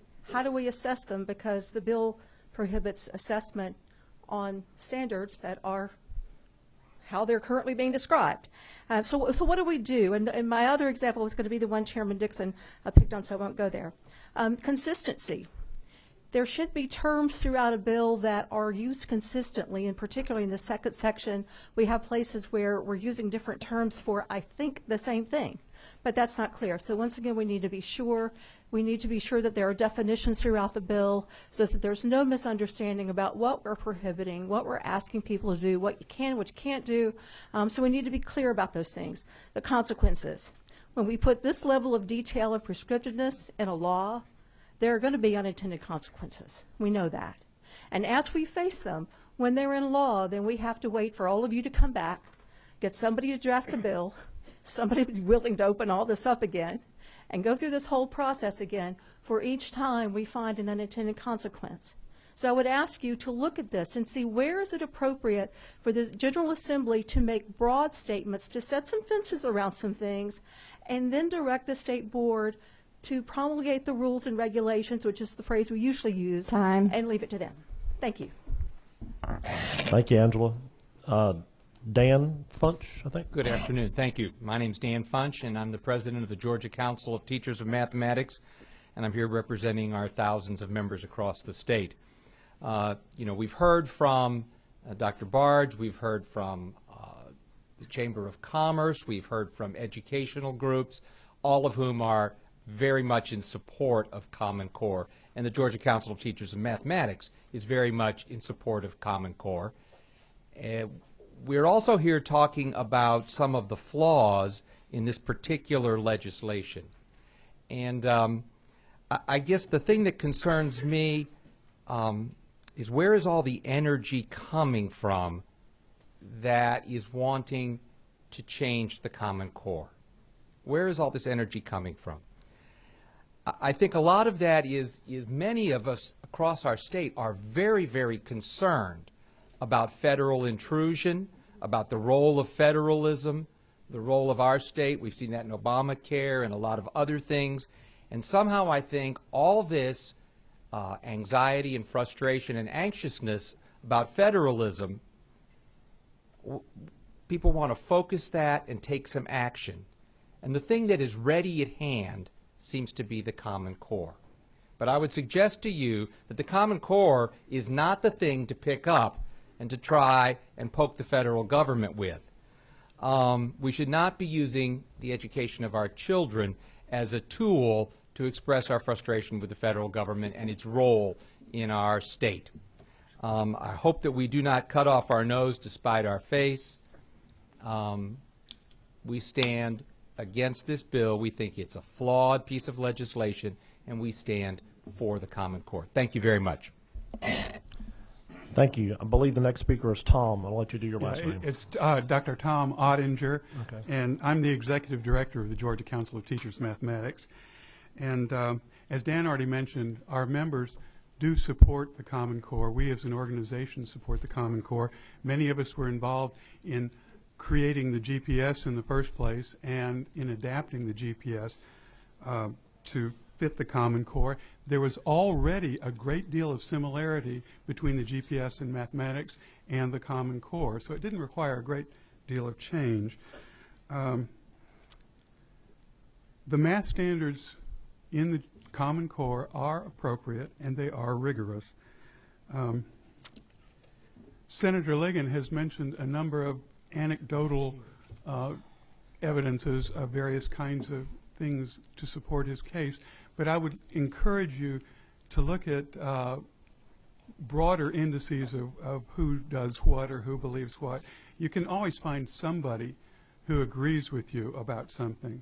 But before you make any sort of decision, get a broad cross-section of votes. Finally, if we don't keep up with some sort of organization that's related to the national standards, our students are going to be at a very great competitive disadvantage. They're going to have difficulty getting accepted into colleges and universities outside Georgia. And so I encourage you to defeat the bill. Thank you. A lot of y'all know I'm an old high school basketball referee, and I can be grouchy when I need to be. Just for the 2 minutes, if there's a group doing multiple people, one guy gets the 2 minutes if you're speaking for the group, and everybody else gets one. And if you only get the two, if you are speaking truly for a representative group, if you just happen to be from somewhere, it doesn't count. So on that note, Philip Lanou, I think. Yeah. Great, thank you. I'm Dr. Phil Lanou. I'm superintendent of the Clark County School District. Now, I wasn't going to mention this, but since it was mentioned already about other states, I'm from Georgia. Georgia's my home for 9 years, but I was in Massachusetts for 10, and I was in Vermont for 8. And I want to say to everyone in this group, I'm really proud of the work Georgia's doing.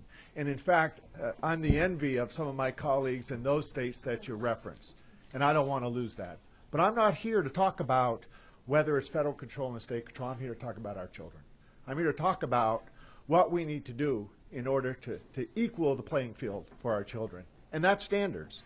And what I've seen over the past 9 years in Georgia is that standards are closing the achievement gap. And high standards will bring all children to a different level. Standards are a good thing. I'm concerned in this bill when we talk about letting school districts begin to decide standards. You know what happens then is, I have standards for my kids. They're different than other kids. And now we create situations where we have kids in one side and kids on the other, and we've worked so hard not to have that, because we're all about giving equal opportunity for our children. The high standards that we have gives our kids equal opportunity, and we shouldn't go backwards. This should be about state or federal control. It's about our children. The standards work. I talk to all of our schools. Our teachers in our schools say the Common Core standards bring it to a different level. It's not about content that we talked about in classroom. It's about process. The Common Core standards allow our kids to be analytical, critical, and begin to interact with information in ways that we've never done before. So what I'm saying to you now, and there's a lot more I could go on to, this is about our children. Put the state and federal aside. Talk about our children. We need high standards for all of them, and move on. We're on a great trajectory, and we should be proud of it. Thank you. Yeah. All right. Moving on. John Zahner with Georgia School Superintendents Association. Definitely a 2-minute guy. Thank you, John. Thank you, Mr. Chairman and members of the committee. I'll be brief in that we represent 180 school systems, 180 superintendents, and I want to say I do appreciate what you did this summer and fall with your listening sessions. I think the message was clear from our superintendents to you that having Common Core for 2 years and kicking it out is not the thing to do. It's just bad policy, like this bill appears to be running us down that road. As a superintendent, we have boards, and guess what boards do? They set policy. And what we have to do as superintendents, we have to fulfill that policy and make it happen. Well, Senate Bill 167, as I've read it, is just bad policy. And I would hate to be the one to have to implement it. Thank you so much. Thank you, John.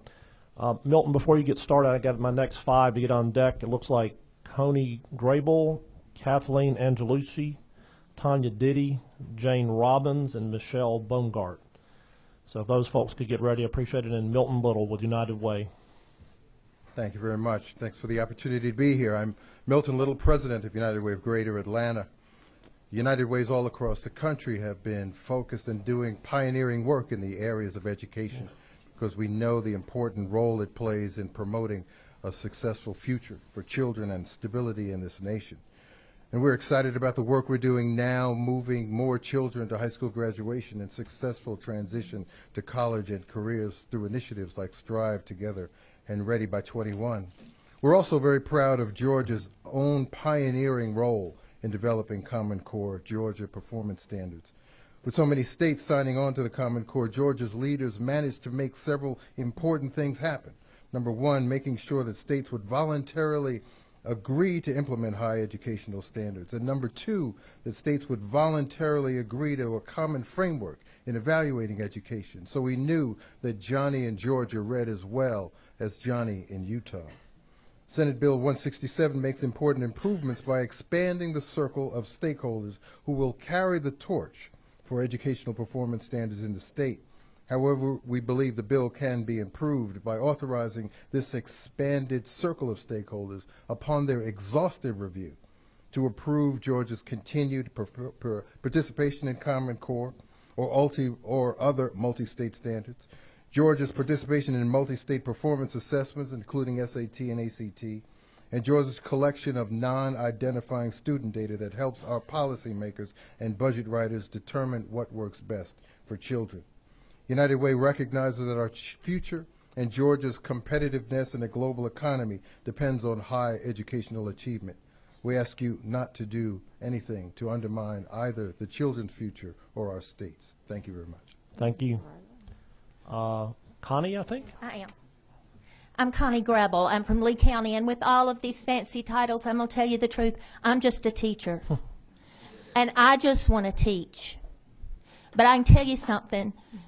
I'm one of the luckiest people around because when I wake up in the morning, I love my job, and I didn't always love it. The rigor that Common Core has brought, the rigor that just high expectations have brought are evident in my classroom. I teach 10th grade English, 12th grade English, journalism, and advanced composition. I could give you a list of honors or recognitions. You don't want that. I will send you another email. You've gotten one from me. I'll send you one, and I'll back the stuff up. But let me tell you something. I've now tasted rigor. Please do not send me back to mediocrity. I know after 22 years of teaching that I could never tell you what a GPS standard was, but I realized when our senator was asked a little while ago what they were, that I could quote them for 9th through 12th grade because I use them. Thank you. Thank you. Thank you. Kathleen Angelucci with the Cobb Board. I don't think she's here. Oh, she's not here?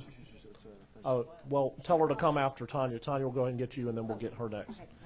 If somebody sees Kathleen in the hall, tell her she's go back to Mr. Spot. So Tanya Diddy with CWA. Okay. Good afternoon. I want to thank you. My name is Tanya Diddy. I'm the State Director for Concerned Women for America, and I'm here representing our members across the state. We're here to support Senate Bill 167. We want to thank Senator Ligon for his year-long work on this. It's not the same bill as it was last year.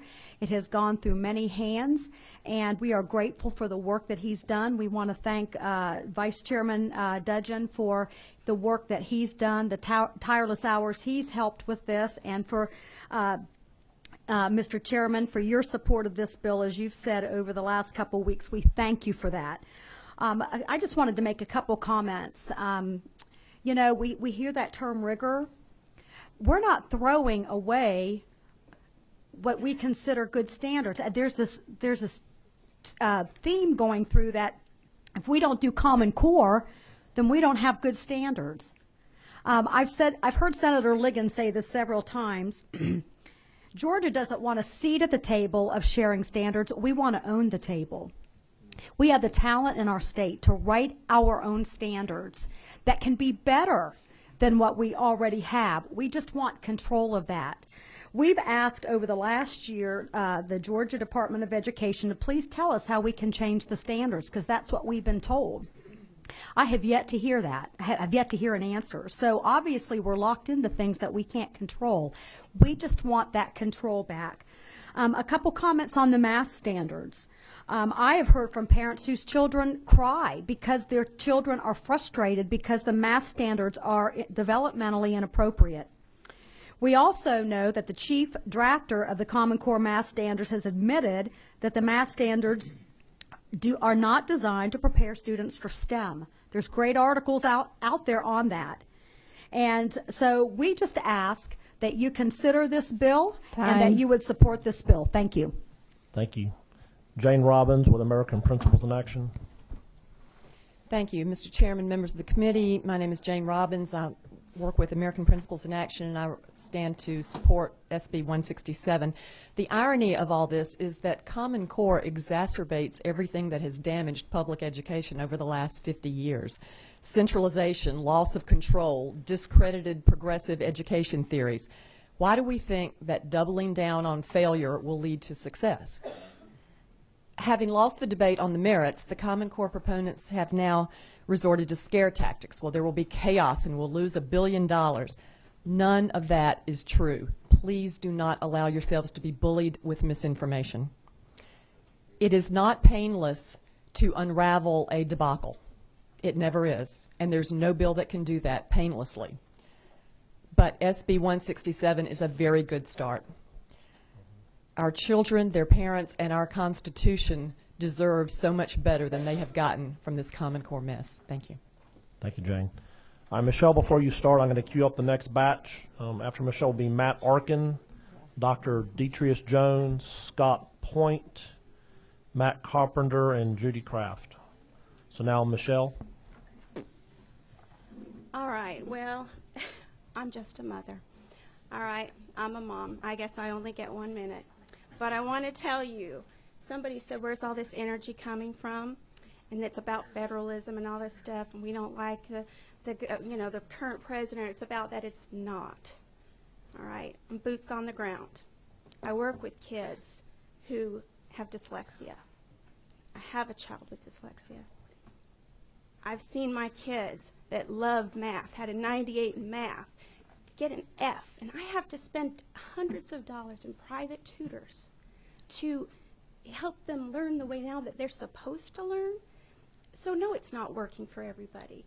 It's boots on the ground. I've got 4 kids, 2 that have graduated from public school. I've been in the PTA and worked alongside teachers for 15 years. The teachers I talk to, they don't feel like they have the freedom to speak out. They told me, don't use my name.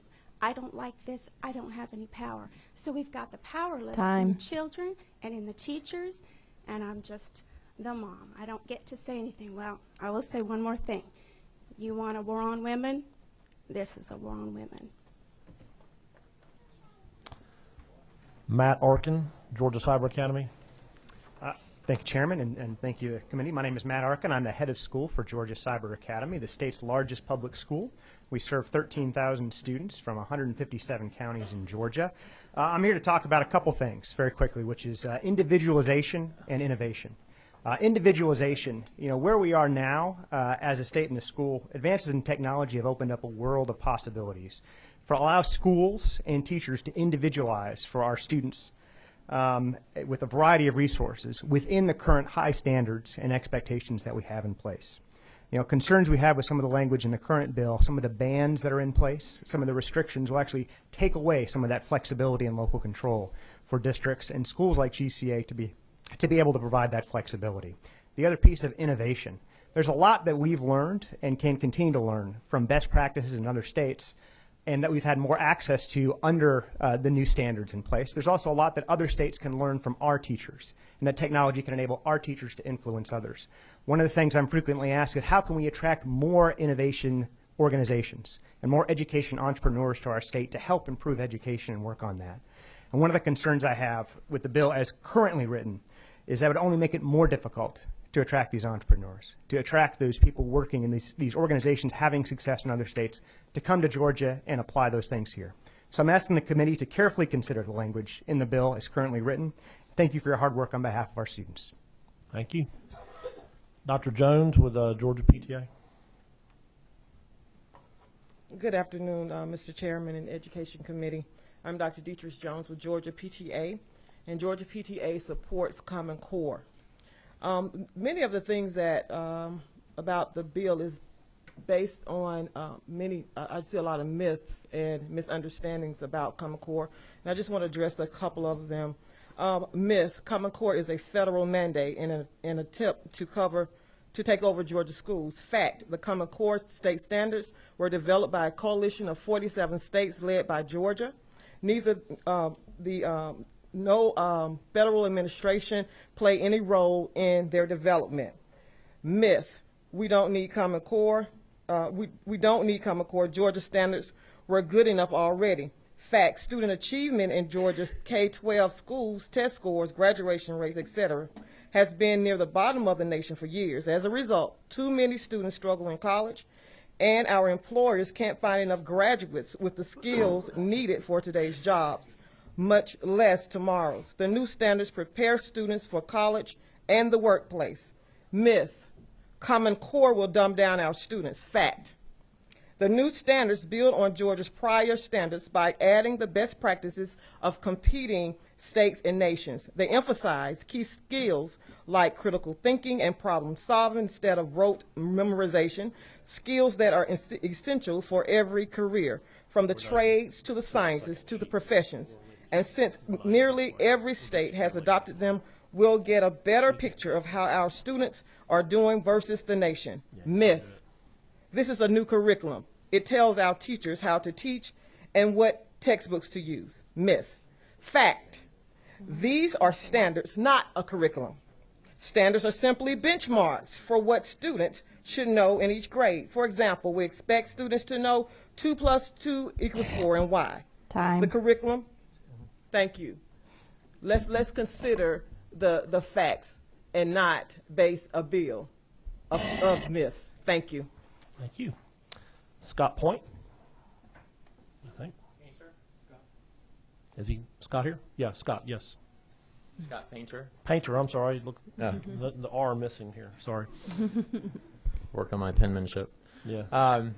Hello, I'm speaking on behalf of myself. I have worked in chemical engineering. I've been a high school chemistry teacher at South Atlanta High School. I've been a high school principal in Atlanta. I've worked with coordinating an advanced placement grant. I've also currently developed math and science teachers for a national nonprofit that works in 48 different regions across the country. And I'll have to say that I do believe that the Georgia performance standards were strong. I also believe that the Common Core standards are strong and in some places stronger. So a question might be, why change from Georgia? I mean, we already changed, of course, but why continue on the path of change of Common Core relative to Georgia performance standards? And a representative or senator before said that we don't need to have Common Core because it takes away innovation. I would actually argue the opposite. Why do we want so we want Time. Common standards will drive innovation because it increases the number of people working to develop teacher preparation and support tools that our teachers in Georgia can find to be more successful with their students. Sorry. Thank you. Matt Carpenter. Good afternoon, Mr. Chairman and members of the committee. My name is Matt Carpenter from Roswell. I come here as a registered Republican voter, a Tea Party advocate, an employer, and most importantly, the father of 3 young girls in Fulton County. I'm also the Director of Engineering at B&R Industrial Automation, an Austrian manufacturer of industrial controls. We employ 2,600 worldwide and 45 in Roswell. As the Director of Engineering, I am responsible for the hiring. If you've seen the TV show How It's Made, our electronics make that stuff work. To be really effective, standards need to apply as broadly as possible. I don't want my Little League team to be better than the neighbors. I want them to play big ball on the world stage and beat the rest. That's what we have to do in our business. The opposition, from what I hear, is around a fear of losing control, but I see no evidence of losing control. Our state and local organizations have full control. Time. So we absolutely do not support 167 and do support Common Core. Thank you. Just as a suggestion, because I've seen a lot of town hall meetings, when you only have 1 minute, it's best just to very quickly introduce yourself so you can make your points.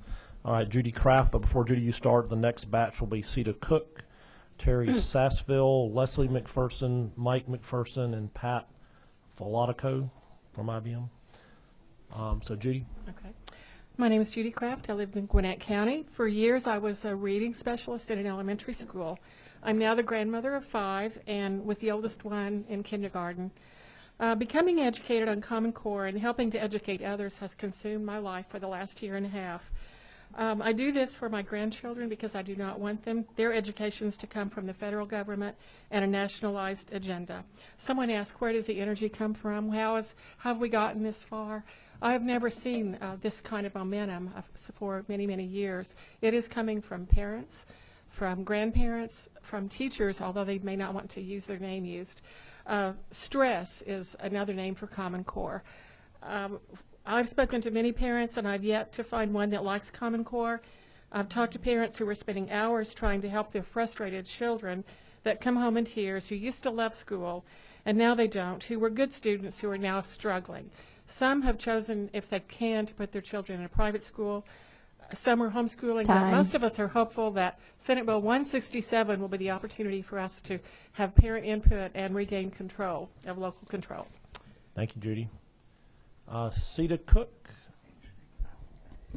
Good afternoon. Thank you for giving us this time. I'm Dr. Sita Cook. I'm here today as a retiree from the University of West Georgia, where I spent many years, especially with my basic freshman class, encouraging students to realize they were capable of thinking, they were capable of reading carefully, and that they would feel so much more powerful when they could do it. I was so excited when I could help them do it. It's not easy.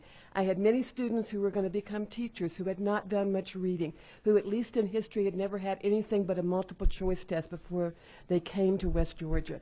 I think that there's all kinds of problems with the implementation as it's happened, with the testing, but the central core for me of the Common Core is the critical thinking component, and that I think if everybody could read the way it could encourage people to do, we wouldn't have the problems with writing bills, with interpreting what it's about. So I encourage you to make this work however it can. Thank you. Thank you, Sita. Terry Sassville. Hi. I have a daughter with autism, and I was president of the Georgia Autism Society a couple of times in the 90s. I am a retired advocate. When I heard about Common Core, I came out of retirement. This is the most horrible thing that could possibly happen to our kids with special needs. They do not need a one-size-fits-all approach to their education, and they're entitled under the Individuals with Disabilities Education Act to an individualized education that is being ignored right now because there's so much pressure to comply with Common Core. The school systems are deferring to Common Core, and our kids are winding up not having their IEPs honored.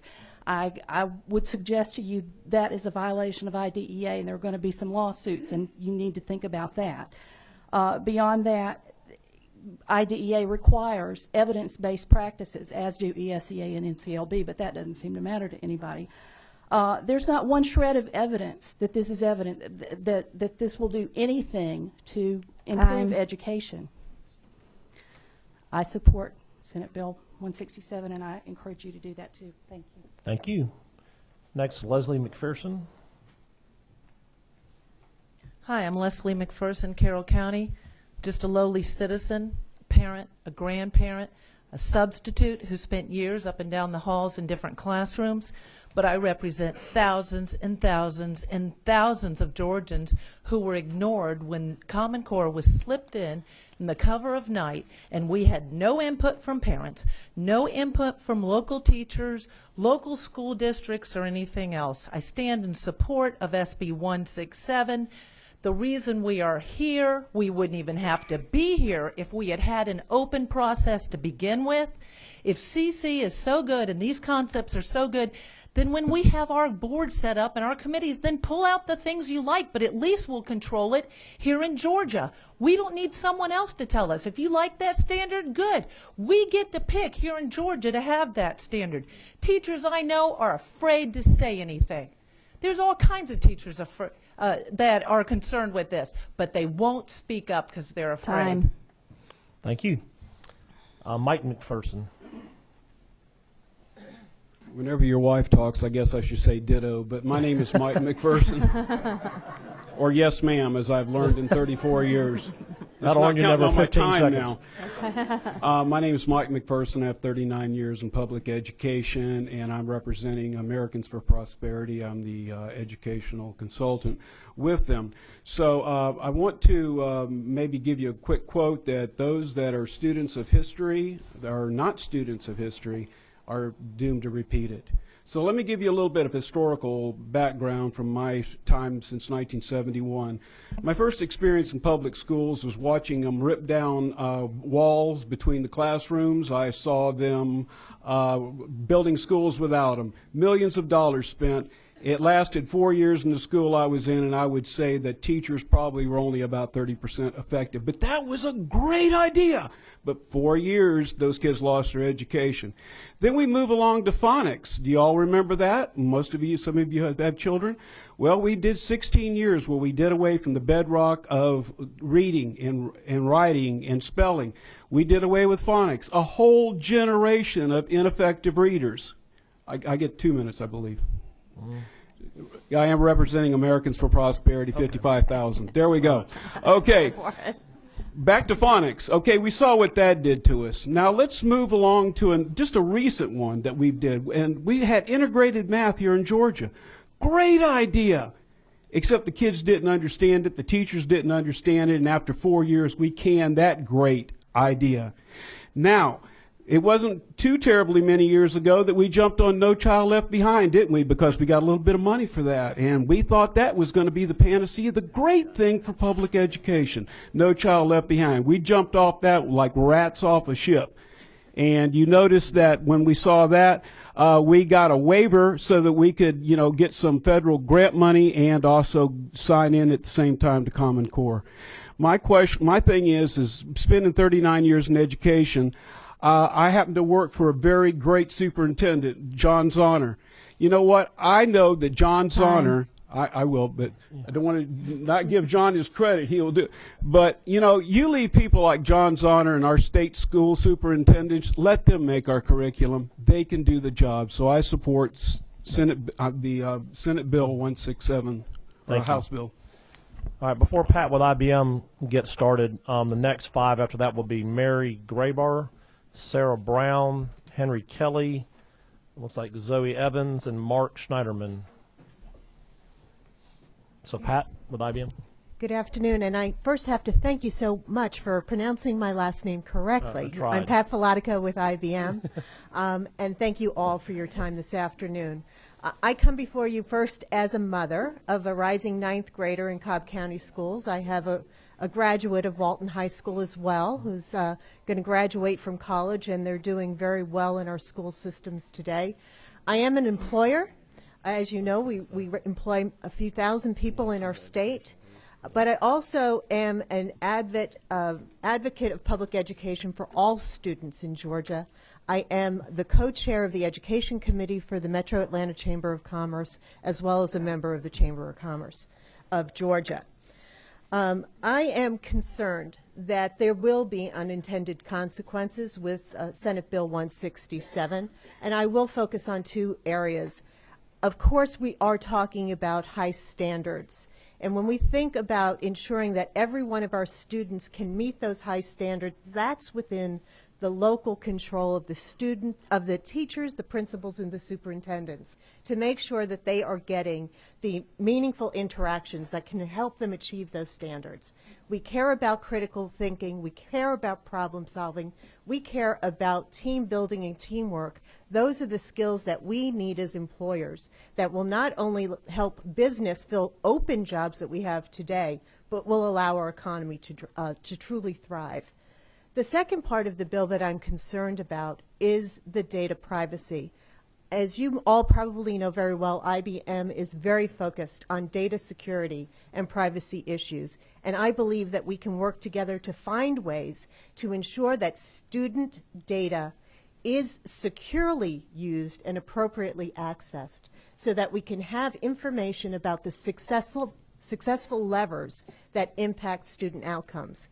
That's important to make sure we get the necessary funding for the important programs that we have. Thank you for your time. Thank you, Pat. Mary Graber.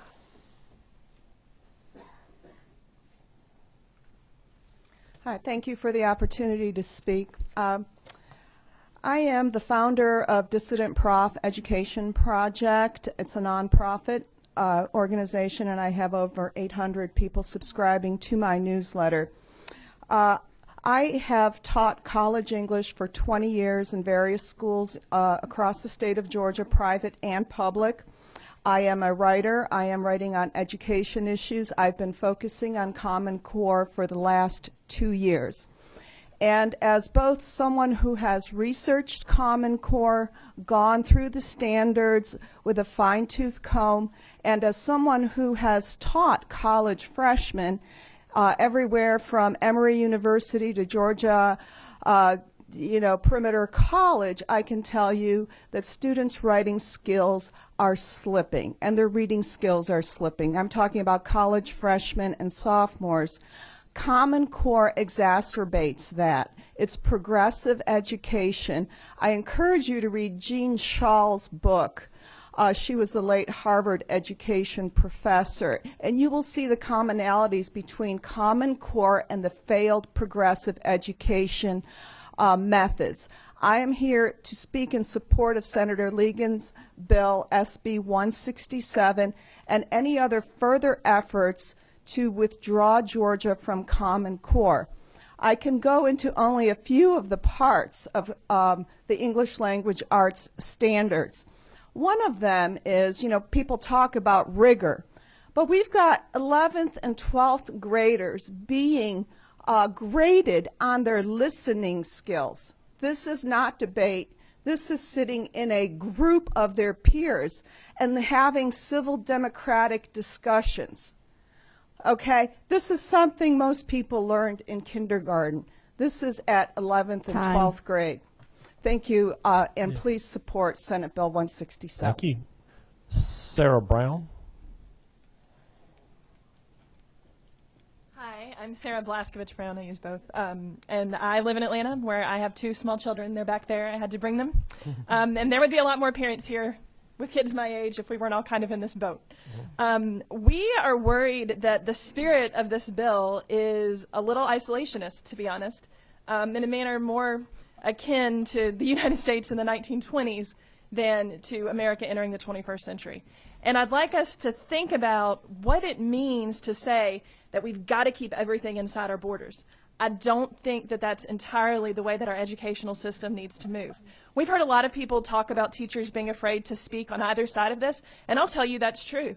Teachers today, and I used to be a teacher, my husband is a classroom teacher as of half an hour ago, and he finally, I think, got to leave school, are afraid to speak because they've been taught and taught and taught that they can't be politically active. So what I would invite you to do is go home, knock on your neighbors' doors until you find a teacher, see what they have to say, and don't come as yourself as a representative, come as a friend and see what they tell you.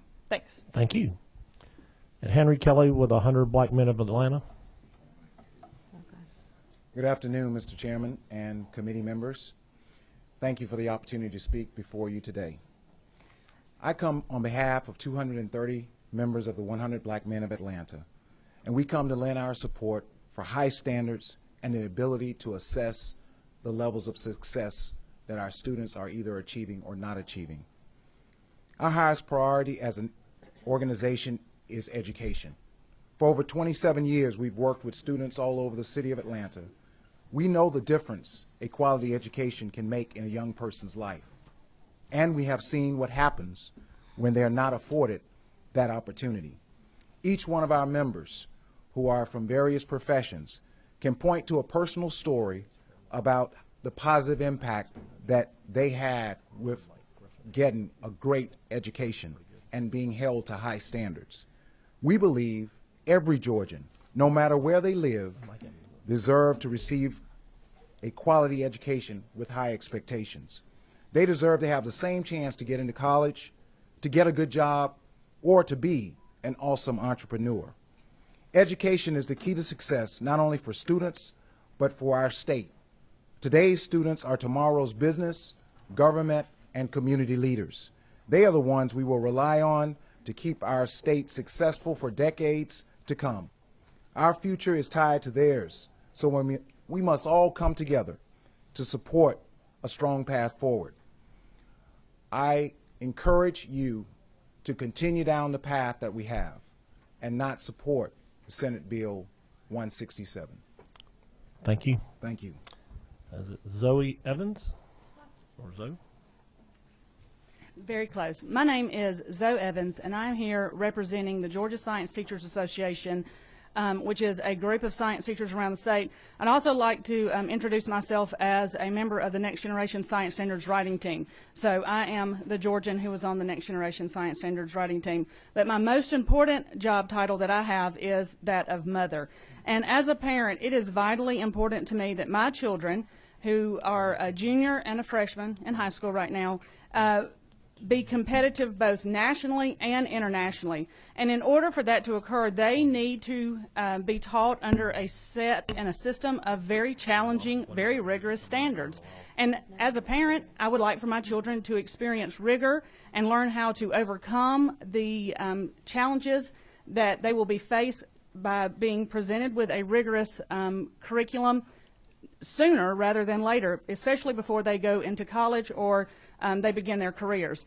As a member of the Georgia Science Teachers Association, I do have some, and our organization has some serious concerns about the language in SB 167. We ask you to please be very cautious with this. The prohibitive language that is in there, particularly in regards to the Next Generation Science Standards, so we agree that the science standards should be revised. We are asking for a revision of the Georgia Performance Standards in Science, but we would also like for the Next Generation Science Standards and other similar documents to be able to be used. Science standards written prior to 2010 are not going to include the explosion of technology. They are not going to be have the engineering practices that are so vital to our STEM education. And so we ask you to please be very cautious with this bill. We also agree with one of the earlier statements that we feel like it should be split.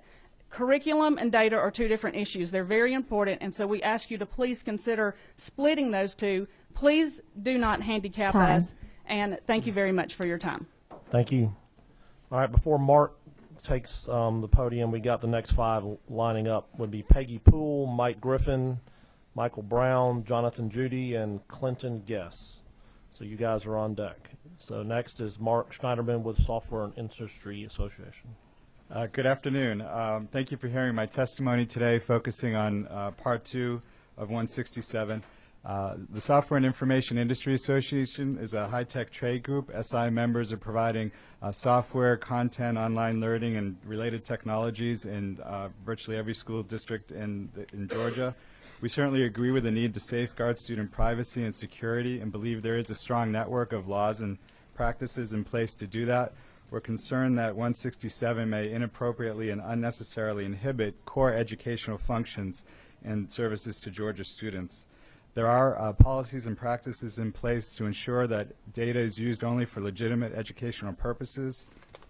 Current laws require consent if any school shares data for non-educational purposes and if any service provider uses personally identifiable information for its own commercial purposes. There are contracts in place, penalties in place, and the network is protecting student privacy. We have a number of concerns with Senate Bill 167. The scale, scope, complexity, and lack of clarity is daunting and will provide many challenges. The bill creates disincentives and barriers to the use of modern technologies and data systems just at a time when the state is investing heavily in technology infrastructure and digital learning, and we're concerned with the chilling effect this may have. We've identified dozens of specific problems, and we have amendments that we can help offer as well. A few examples are the inconsistent uses and definitions of the types of information regulated, whether personally identifiable or not, and the restrictions on the use of that. Breach notification requirements in the bill that don't follow industry best practices, definitions around commercial purposes that will inhibit efficacy efforts around product development, recommendation engines to personalized learning. This does not mean we support sale of student data. The bill is well-intentioned but overly inclusive. We believe that the transparency is critical, but one-size-fits-all limitations will not serve Georgia students. Thank you, Mark. Will you please get with the staff? I want you to email those recommendations. So I'm compiling all of them from the tech industry. So get with the staff. We'll get you my email. And what we said to all of you, please be sure you leave all this information. We need it all. All right. Next is Peggy Poole. Hello, my name is Peggy Poole. I am a recent retiree after teaching for 38 years middle school and high school mathematics. And I have worked with supervisors, teachers, and students all across the state of Georgia. There are quite a few things that I'd like to say, but with only 1 minute, I want to ditto that this needs to be about student and student learning. The comment about students learning in stages is very true, and the Common Core State Standards supports that. Our previous standards had students learning the same thing for 3 years in a row. Special education, it's not the Common Core that's causing that, it's the No Child Left Behind. Common Core does not mention special education as something that is going to be a problem. The input of teachers has been and is currently going on in the review of the Common Core right now, and we want to encourage that. Time. And for the advisory council, please consider using professional organizations and the Board of Regents to pick those people. Thank you. Now we have Mike Griffin with the Georgia Baptist Convention. Thank you, Mr. Chairman and committee. We appreciate this time today. If you look in your folder there, I provided for you a copy of an editorial that appeared yesterday in the Christian Index, which is a publication. It's the state paper for the Georgia Baptist Convention. The Georgia Baptist Convention represents over 3,600 churches and 1.4 million members. You know, when it comes to the battle for the heart and the soul of our country, no battleground is more strategic and sacred than the one that deals with the education of our country's children. That's why the Georgia Baptist Convention believes that standards and controls of educating our children are best left in the hands of those closest to the children. Therefore, we believe that any effort to nationalize standards and to centralize education control through the federal government's influence will rob the parents of their rightful control. The authority of our children should not be surrendered to Washington, D.C. bureaucrats or to corporations seeking profits through our education system. We believe that withdrawing Georgia from Common Core will be in the best interest of all Georgians, and it will restore authority to our citizens, to our parents, and to our state-elected representatives. Because of these facts and others, we support passage of SB 167. We thank Senator Ligon, and we appreciate Representative Mike Dudgeon for all that they're doing to help us. Thank you. Thank you, Mike. All right, we've got the next sequence of people. I see almost everyone is a 1 minute guy. We have another person, 100 black men. So unless I recognize you or you ask for indulgence, we're all going to go in a sequence of 1 minute people. So that said, Michael Brown with 100 Black Men of Atlanta. Good afternoon. I'm Michael Brown, National President of the 100 Black Men of America, with headquarters here in Atlanta. On behalf of our chairman and our network of 100 chapters across the country, I am here in support of Common Core, and quite frankly, I'm here in support of Common Core here in Georgia. In partnership with the Georgia Chamber, the 100 Black Men of America has joined the Bear Standards for a Better Georgia Coalition in advance for our college readiness strategy in support of the thousands of students our organization serves. Common Core is a significant bridge in strengthening the connection of effective teaching and student learning. A huge gap exists in the economic achievement of black and brown students in the state and across the country. These are the students that we serve. But let me be clear, Common Core standards will benefit all students regardless of race. Aren't we interested in developing our youth to compete in the global economy? Time. Aren't we trying to attract companies to relocate their headquarters in Georgia? Was that 2 minutes? You already had a representative from your organization already I'm speak. from the 100 Black Men of America, not the 100 Black Men of Atlanta. I represent over 100 chapters across the country. Go ahead. One more minute. One more minute. Let me use a medical metaphor. If a doctor doesn't adhere to the standard of care in medicine, he or she is likely to cause injury or harm to the patient. Are we really trying to harm our next generation of leaders in Georgia, or are we trying to help them? Ladies and gentlemen, this should not be political. This should not be us against them. We should be united in supporting strategies that put our youth on the pathway of success. My wife, a national board certified teacher, asked me, don't they deserve the best education possible? Common Core helps them achieve that. Thank you very much. Thank you. Next we have Jonathan Judy, one of many people who've been nice enough to come up from Tift County today. So Jonathan. Yeah, I want to applaud the committee, majority of the committee members for questions they asked that were echoed by most of the speakers today, but received very poor answers from the author of this bill, which on top of being poor answers, can't be found in Senate Bill 167.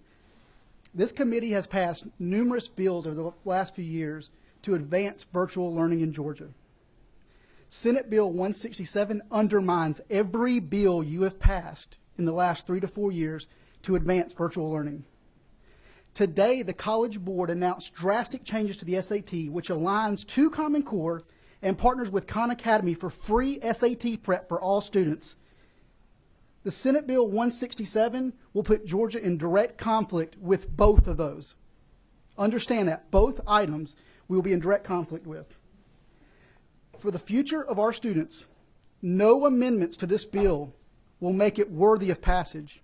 We ask that you kill this bill in this committee and don't even let it see the floor because it's not viable. Clinton Guess. And then after Clinton was going to be Tracy Dix, Kimberly Hallbrunner, Bradford Swan, Victoria Melton, and Siam Bay. So Clinton. Yeah, my name is Clinton Guess, Director of Finance from Tift County Schools. I went to several of the listening sessions, one of the listening sessions in particular, and I do applaud you guys for having that. The number one concern that was echoed to us from the legislators that were at these sessions was funding. It's the number one concern for education in the state right now, along with Common Core. And one question I would ask, how do we plan to fund this?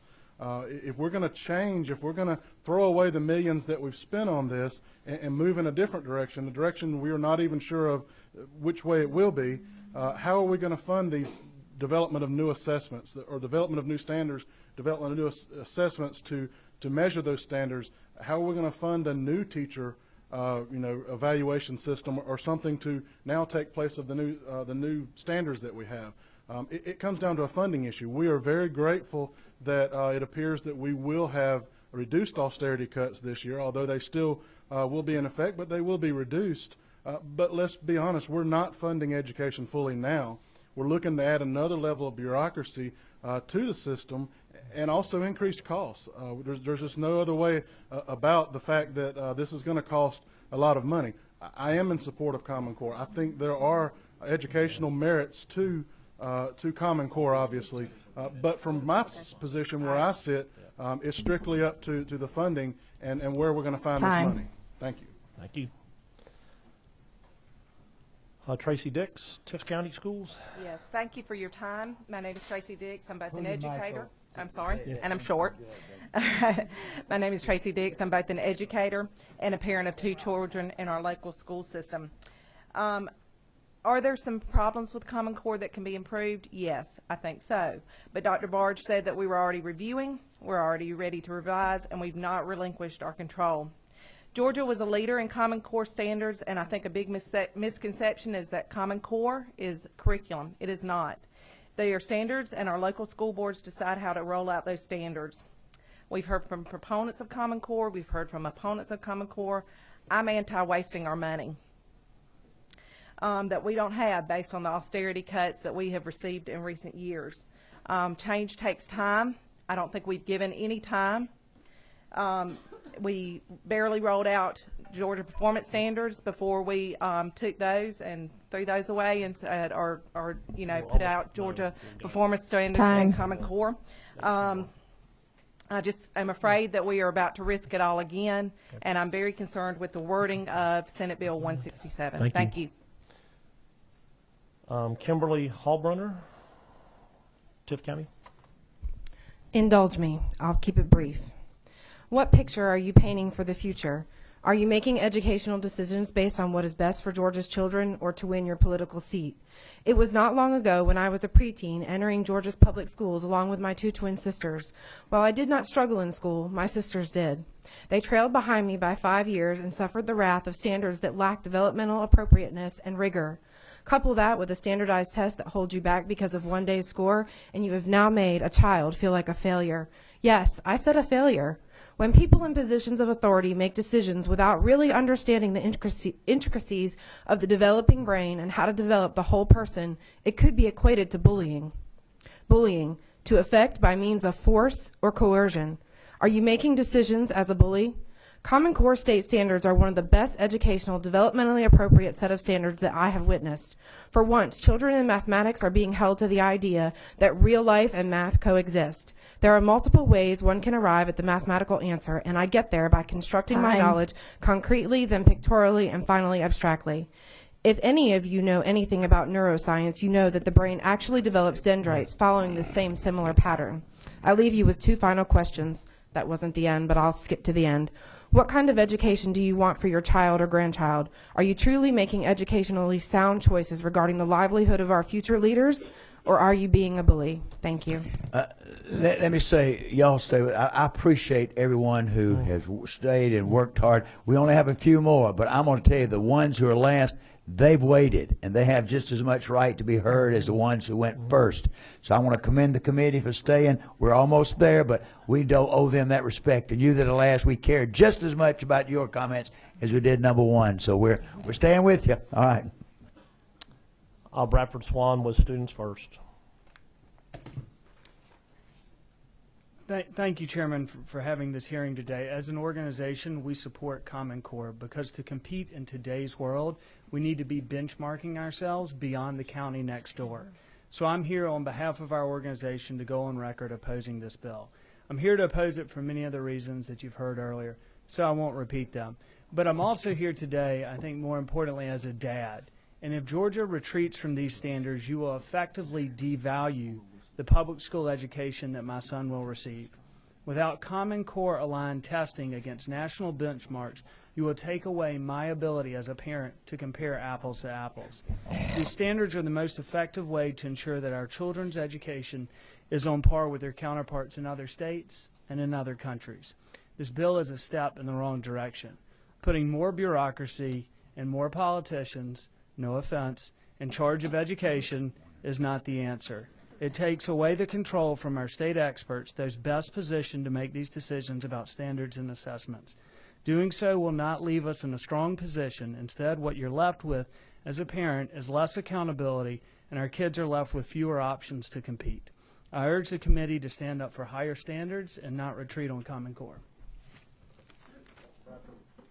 Victoria Melton with Tift County. Hi, my name is Victoria Melton.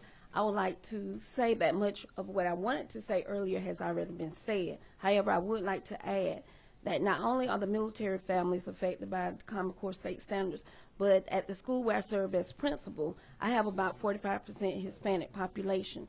So with the Common Core state standards, this has really helped with the challenge that we have had for many years with these students moving from state to state. So I say thank you for putting in place and implementing the Common Core state standards. Thank you.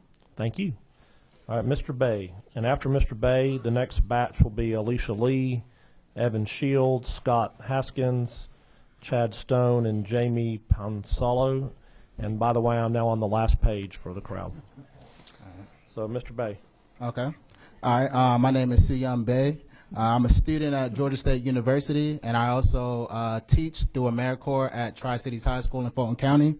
And I wanted to say that I am for Common Core, and I wanted to emphasize that Common Core focuses on Common Core focuses on increasing critical thinking and problem-solving skills.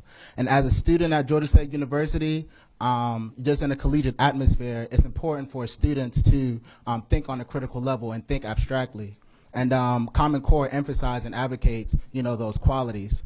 Those qualities will not only help high school students achieve on a collegiate level, but it also will help for high school students if they wanted to look into the job market. Critical thinking and problem solving skills are things that you need, especially in higher education, but also within the job market. And if we want to increase, just on an economical perspective, if we want to increase our just the logistics of that, it's practical to have students to have these capabilities. So I'm for Common Core and I'm against the Senate 167 bill. Thank you. Thank you. Ashia Lee. There she is.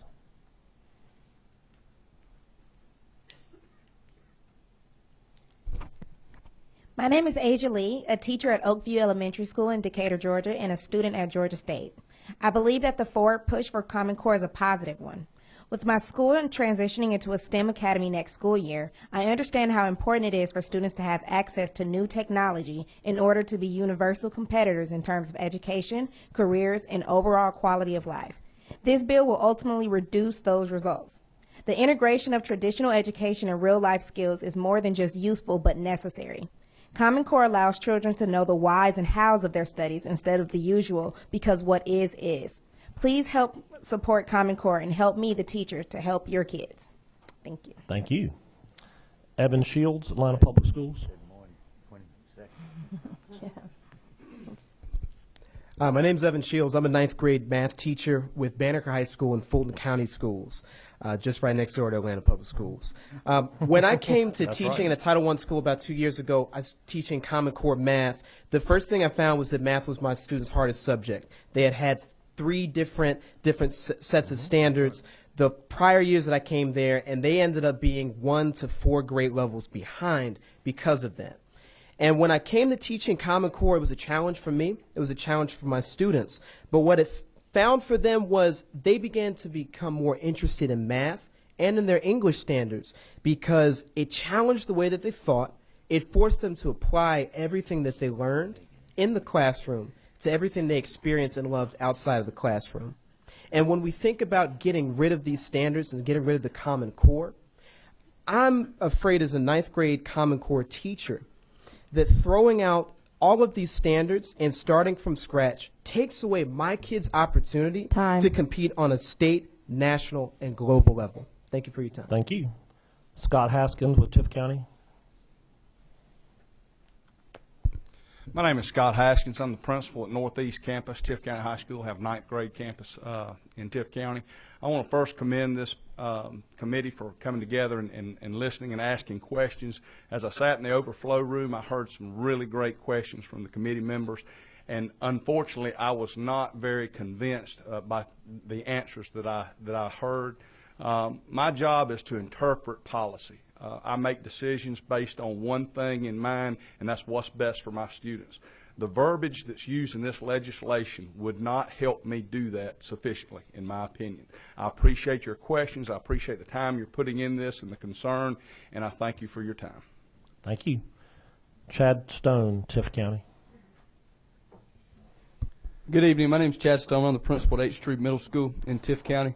I've been a high school principal and now a middle school principal. Thank you for your time today. It means a lot for y'all to listen to us and have the ability to speak to you. One thing I'm asking you is let's do what's best for kids. That's what we're in this business. It's what's best for kids. And this bill is not what's best for kids. It does not need to go to the House. It needs to stop here. If we want to spend time looking at it, do that. But let's get educators in the room together, wherever it may be, North Georgia, South Georgia, across the whole state, and let's talk about it. But ending Common Core is not what we need to do.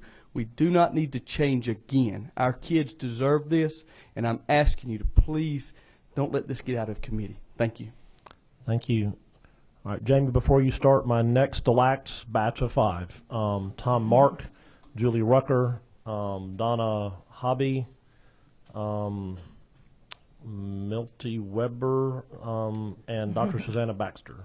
So, Jamie with Tift County. I'm Jamie Peninsello. I'm a principal. I was a teacher. I'm a father. When I saw House Bill 167, I had great concerns about the language. You have addressed a lot of those in the questions that you've asked today, and I appreciate that. I will say this. At the ground level, I see what our teachers are doing today. 2 years into Common Core, and it's incredible. I invite you to come to JT Reddick in Tift County. I invite you to come to the classroom and see the discussion that is taking place within the class, within our students.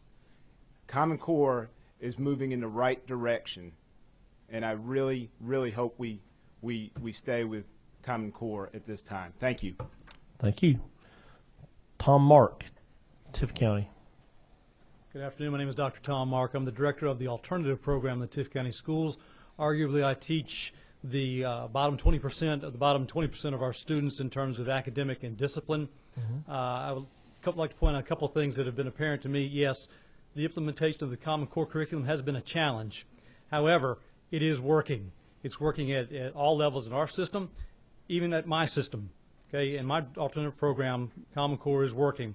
We've got the data to support it. Our graduation rates are improving. Our test scores are going up. What concerns me is the uncertainty that seems to be looming ahead of us. We're not exactly sure what's going to happen with the standards, with the program. Are we going to stick with it? We understand that there's going to be a review process that could take as long as the next 2 years. We're looking at May of 2016. My question is, what's going to happen in the interim? What do we do between this day and May of 2016? What happens to those students? And I also agree with other students, other speakers, that this is not good for our economy. Okay? What business is going to want to move to Georgia, bring their employees, their business to this uncertain state? We're trending well. Let's keep that trend going. Thank you. Julie Rucker with the Georgia Council of Teachers of English. I'm Dr. Julie Rucker, and I'm the president of the Georgia Council of Teachers of English, which is the state affiliate for the National Council of Teachers of English.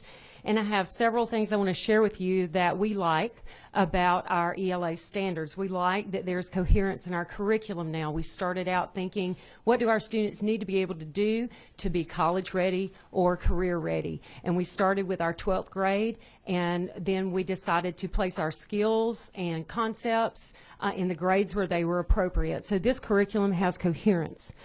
We like the clarity. I was a part of the rollout for GPS, and while GPS did get a B+ rating from the Fordham Institute, it was a good document. It was also a little cumbersome because all the teachers had to understand how to unpack the standards to know what their students needed to know, do, and understand. That was a little cumbersome. We don't have that now with the current Common Core.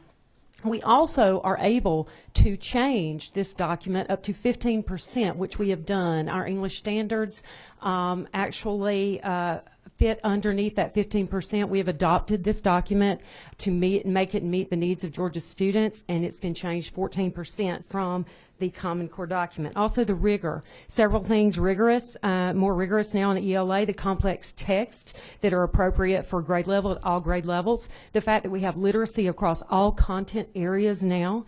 The utilization of evidence, at least in my high school classroom, I can see a distinct difference between last year's students, the first year of Common Core, and this year's students and their ability to use evidence. Also, this is a big shift for early grades as well, and it's a good one.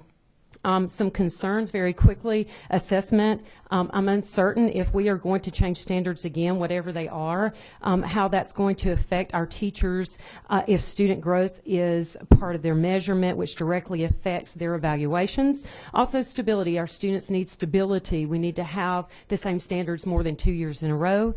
Consistency across the state standards. And I've never lost control of how I teach my students in my classroom in 20 years.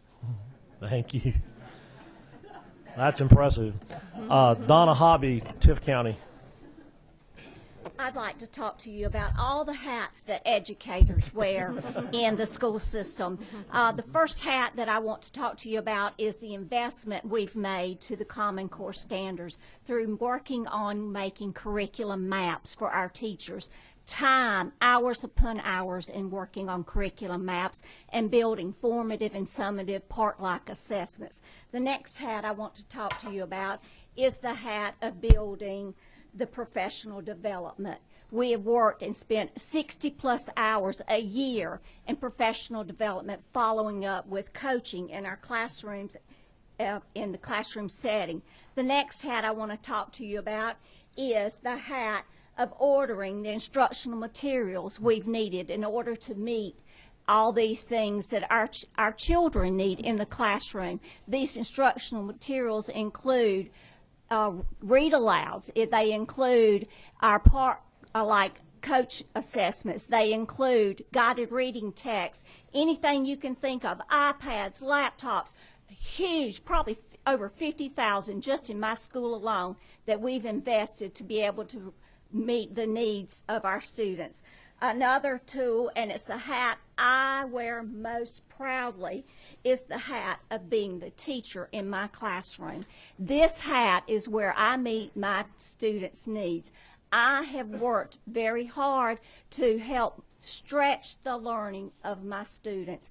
These the Common Core standards have stretched the learning of my kids. No longer are they giving me explicit answers, but they are making compare and contrasting of text. They are thinking above, they're critiquing, they're analyzing, and they're being able to talk about it, but they are able to write about it. My name's not important today, but I represent the utmost importance. I represent the children in public education. I urge you, do not vote for Senate Bill 167. Okay. All right, I'm going to let the next guy come up because I think I butchered his name, Tift County. Yeah, thank you. My name is Mickey Weldon. I'm principal of Charles Spencer Elementary in Tifton. I'm also the District 8 president of the Georgia Elementary School Principals Association. I believe I'm the last one from Tifton. We did ride the bus up here this morning. On behalf of our superintendent, Mr. Patrick Atwater, and our Board of Education, we thank you for tabling this decision to next week. We thank you for allowing us to come and speak today. You've seen different positions in our system come and speak before you, and they all made it very personal to what they do and how it affects our kids. Common Core is working. This legislature is just another level of bureaucracy that we do not need. We're making the progress. We're seeing results, and it's what's best for our kids. We're very strong with what we believe. We have chased you guys all over the state for these open forums. We rode the bus to Vidalia. We went to Albany. You know, Mr. Coleman, we come and met with you a couple weeks ago. Again, this is very strong, something we believe in. It's working. Leave it like it is. Thank you. They brought several bus loads to one of our listening sessions, too. They bring those buses. They have their own private buses down there. We appreciate them. Thank you. Dr. Susanna Baxter with Georgia Independent Colleges.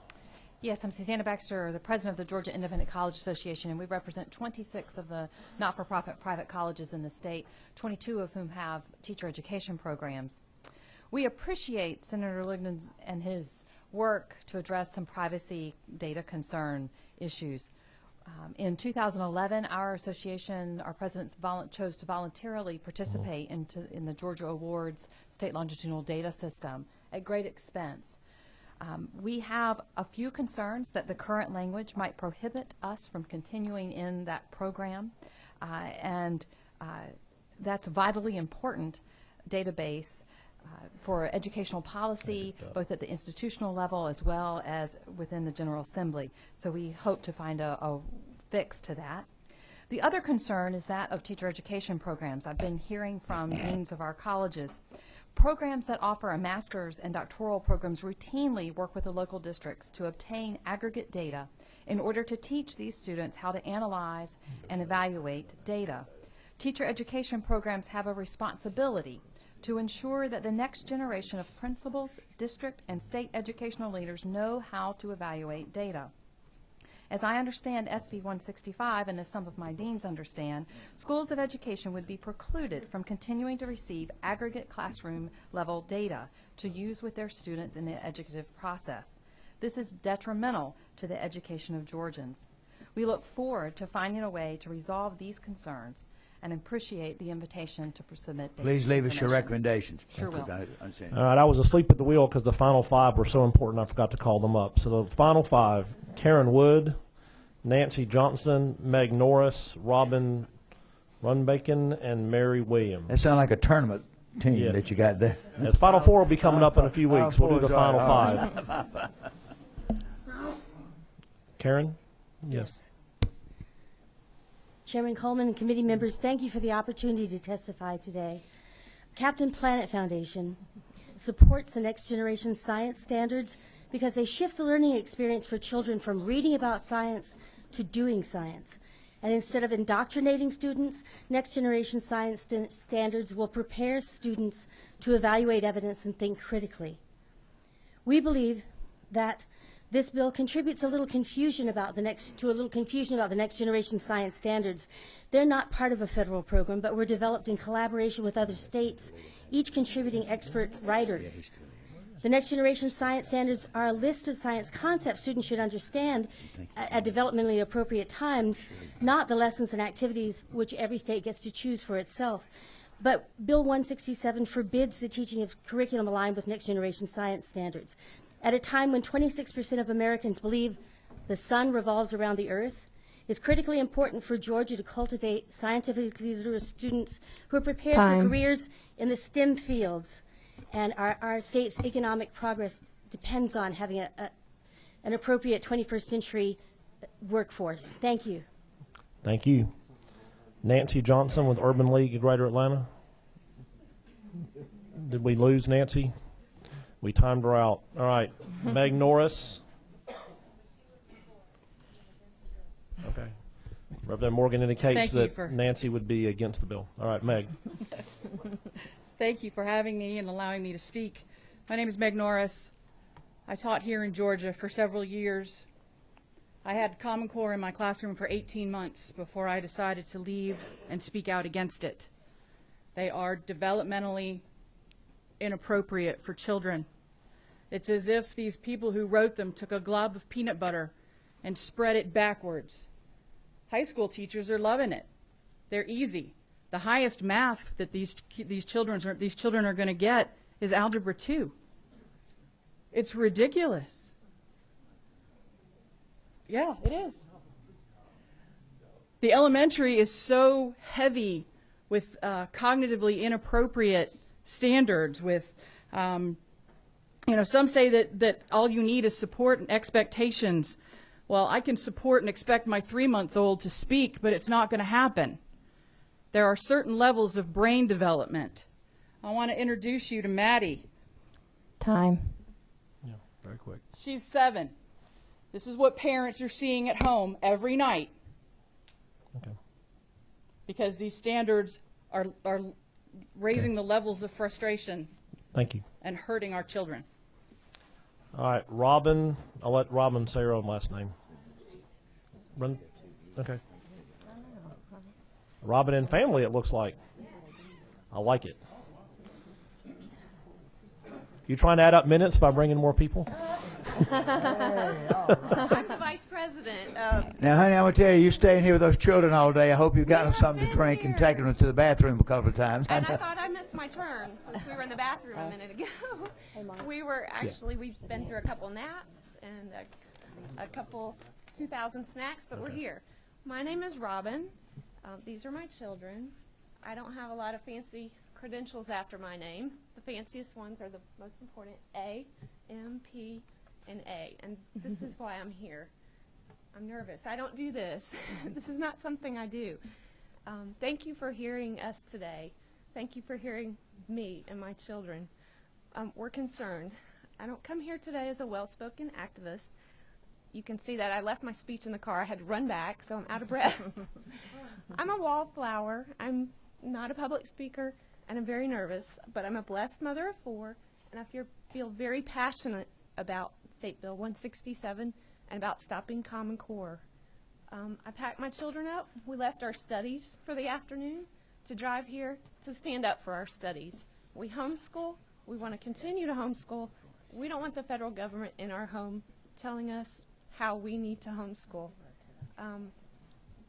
There are thousands of other concerned citizens and parents that I stand here representing that aren't here today. Many of those are my very own family members, and they are, public school teachers who are afraid to come here, and they have told me they're afraid. 5 minutes? Okay. 5 seconds. We've got 5 more minutes.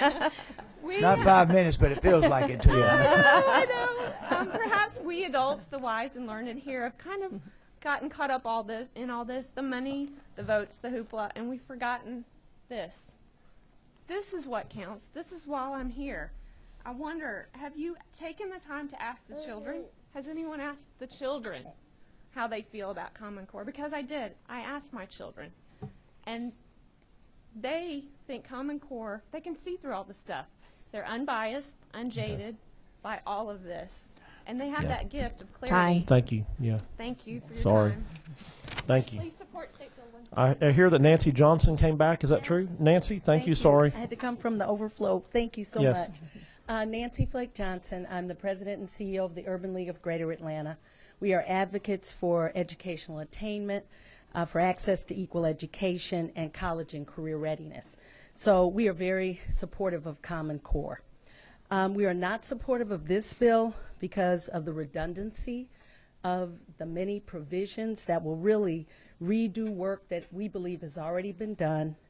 We're also very concerned about the fact of lack of access to the data that we need, and most importantly, to the assessment tools that this bill is proposing to reinvent.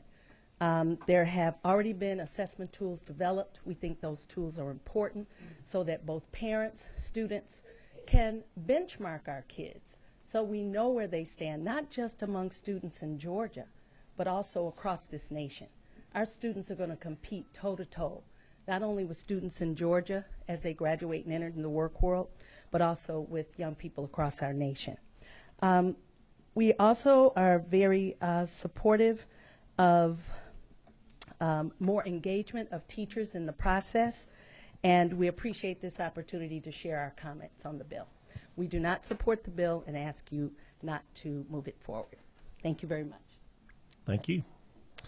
All right, we saved the best for last. I understand you signed up really early and somehow ended up at the bottom of the list. So, Mary Frances Williams. Thank you. I don't know if you're as excited as I am that I'm the last person. But My wife is. She's wondering. I'm pretty excited that I'm the last person. Okay, I'm here. We're going to take you to the varsity when we get through. Okay. I say that because she's in charge of school nutrition. Oh, well, and I'm not. And I'd like something a little bit stronger. Please forgive me for saying that. But okay. Woo. Okay. That does not reflect the views of my client. Okay. I did.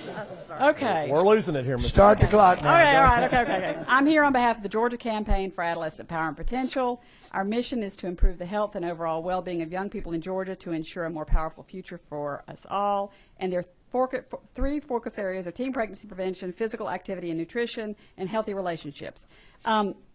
There are two areas of the bill that I'm most concerned with. The first is in the first section, lines 235 through 246, which deals with the reports that have to be given out on grants. I feel like our state has benefited from many grants, and I have a concern that this really difficult grant procedure and having to review everything and explain it would have a chilling effect on us reaching out for more funds. And then my second concern is about lines 219 through 229, where it talks about the state shall not adapt to any federally prescribed content standards established by names, and several parties are named. One was including the national health education standards. We're real concerned about childhood obesity. We like the national standards that have been set at the national level. We're concerned about smoking, and I know a lot of this has already been said. Thank you so much. I can't believe that you all stayed to the bitter end. Thank you so much for listening to us all, and thank you for being such a hard-working, caring committee. I know we all want the same thing for children, whether or not we agree. Thank you. We'll talk about the plan. All right, this brings us to our last. We had 60. We had 70 sign up, but 2 or 3 left. 68 we heard. We do care, and I want to thank this committee for staying. Don't move right yet. I want to ask Senator. Hey. Thank y'all. I appreciate it. I feel like we put on a 3-act play. All right, Senator Liggins, would you come forward? I think we'd like for you to take the last few seconds now. We're going to time, but we appreciate your work. Yeah, Senator. All right, would you you have the few words for us? Let me get you. Turn you on. Thank you for holding the hearing, and thank you for your time here and for listening. And I do appreciate all of the teachers and parents and everyone who's come here to talk and express their opinions and concerns. And I think that we do agree that we want high standards for our children in Georgia, and that we don't want to do anything to hurt that. We may have a difference of opinion on whether we want national standards. I believe that the state maintaining absolute control over that is the best. We have people who are capable of helping us have high standards in our state. And I also think that we agree that it's very important that we protect the private information of our students. We will certainly look at a lot of the comments. I know that you have collected them, and we will look at those and make sure that there are no unintended consequences to cut out any legitimate educational programs. That is something that we want to do. We want to move our state forward, but it is a new day. There are certain things that we need to do, and we need to protect the right of the state to determine what's going to be taught in our classrooms. And so with that, I appreciate it, Mr. Chairman, and we look forward to taking this information and working with it. Well, let me say, well, y'all know, but thank you, Senator, so much. You did a good job today. We appreciate your presentation, and we appreciate everyone in the audience presentation. Now, where you'll know the schedule, we plan to give it to the Senator, and we'll be early in the morning, and we'll be taking all of this information we have collected, Sheen over there, and we'll get it to Mike and us, and we'll get with you and look at it. And what we plan to do, because we're a very open committee, you know that. Whatever we decide, we try to do, we will send whatever, if we decide all this information out, what we decide to do maybe with the amendment, Mike, is that correct? And we will send this out, so tell them how you plan to put it together, and then I'll talk about voting. You know, the plan is, if we can do it, is to work with Senator Ligon. We're trying to reach consensus here as much as possible, and get possible amendments that take care of some of the issues that have been addressed, and the Senator would work with us and have that out hopefully on Monday. That's a goal, not an absolute promise, but we're going to try to get it out as soon as we can so that there's plenty of time before the hearing on Wednesday. And then we encourage you to immediately turn around, send your comments back, and we sure you will get them. And then committee, our plans now are to meet next Wednesday for a formal committee meeting. At that time, we will take a vote. We plan to take a vote. I won't say nothing is will. We plan to. Isn't that right, Senator? We hope we're ready. We may not, but we're looking for Wednesday. It may be. Yeah, thank you. Thank you, Senator. Good job you did. Appreciate you.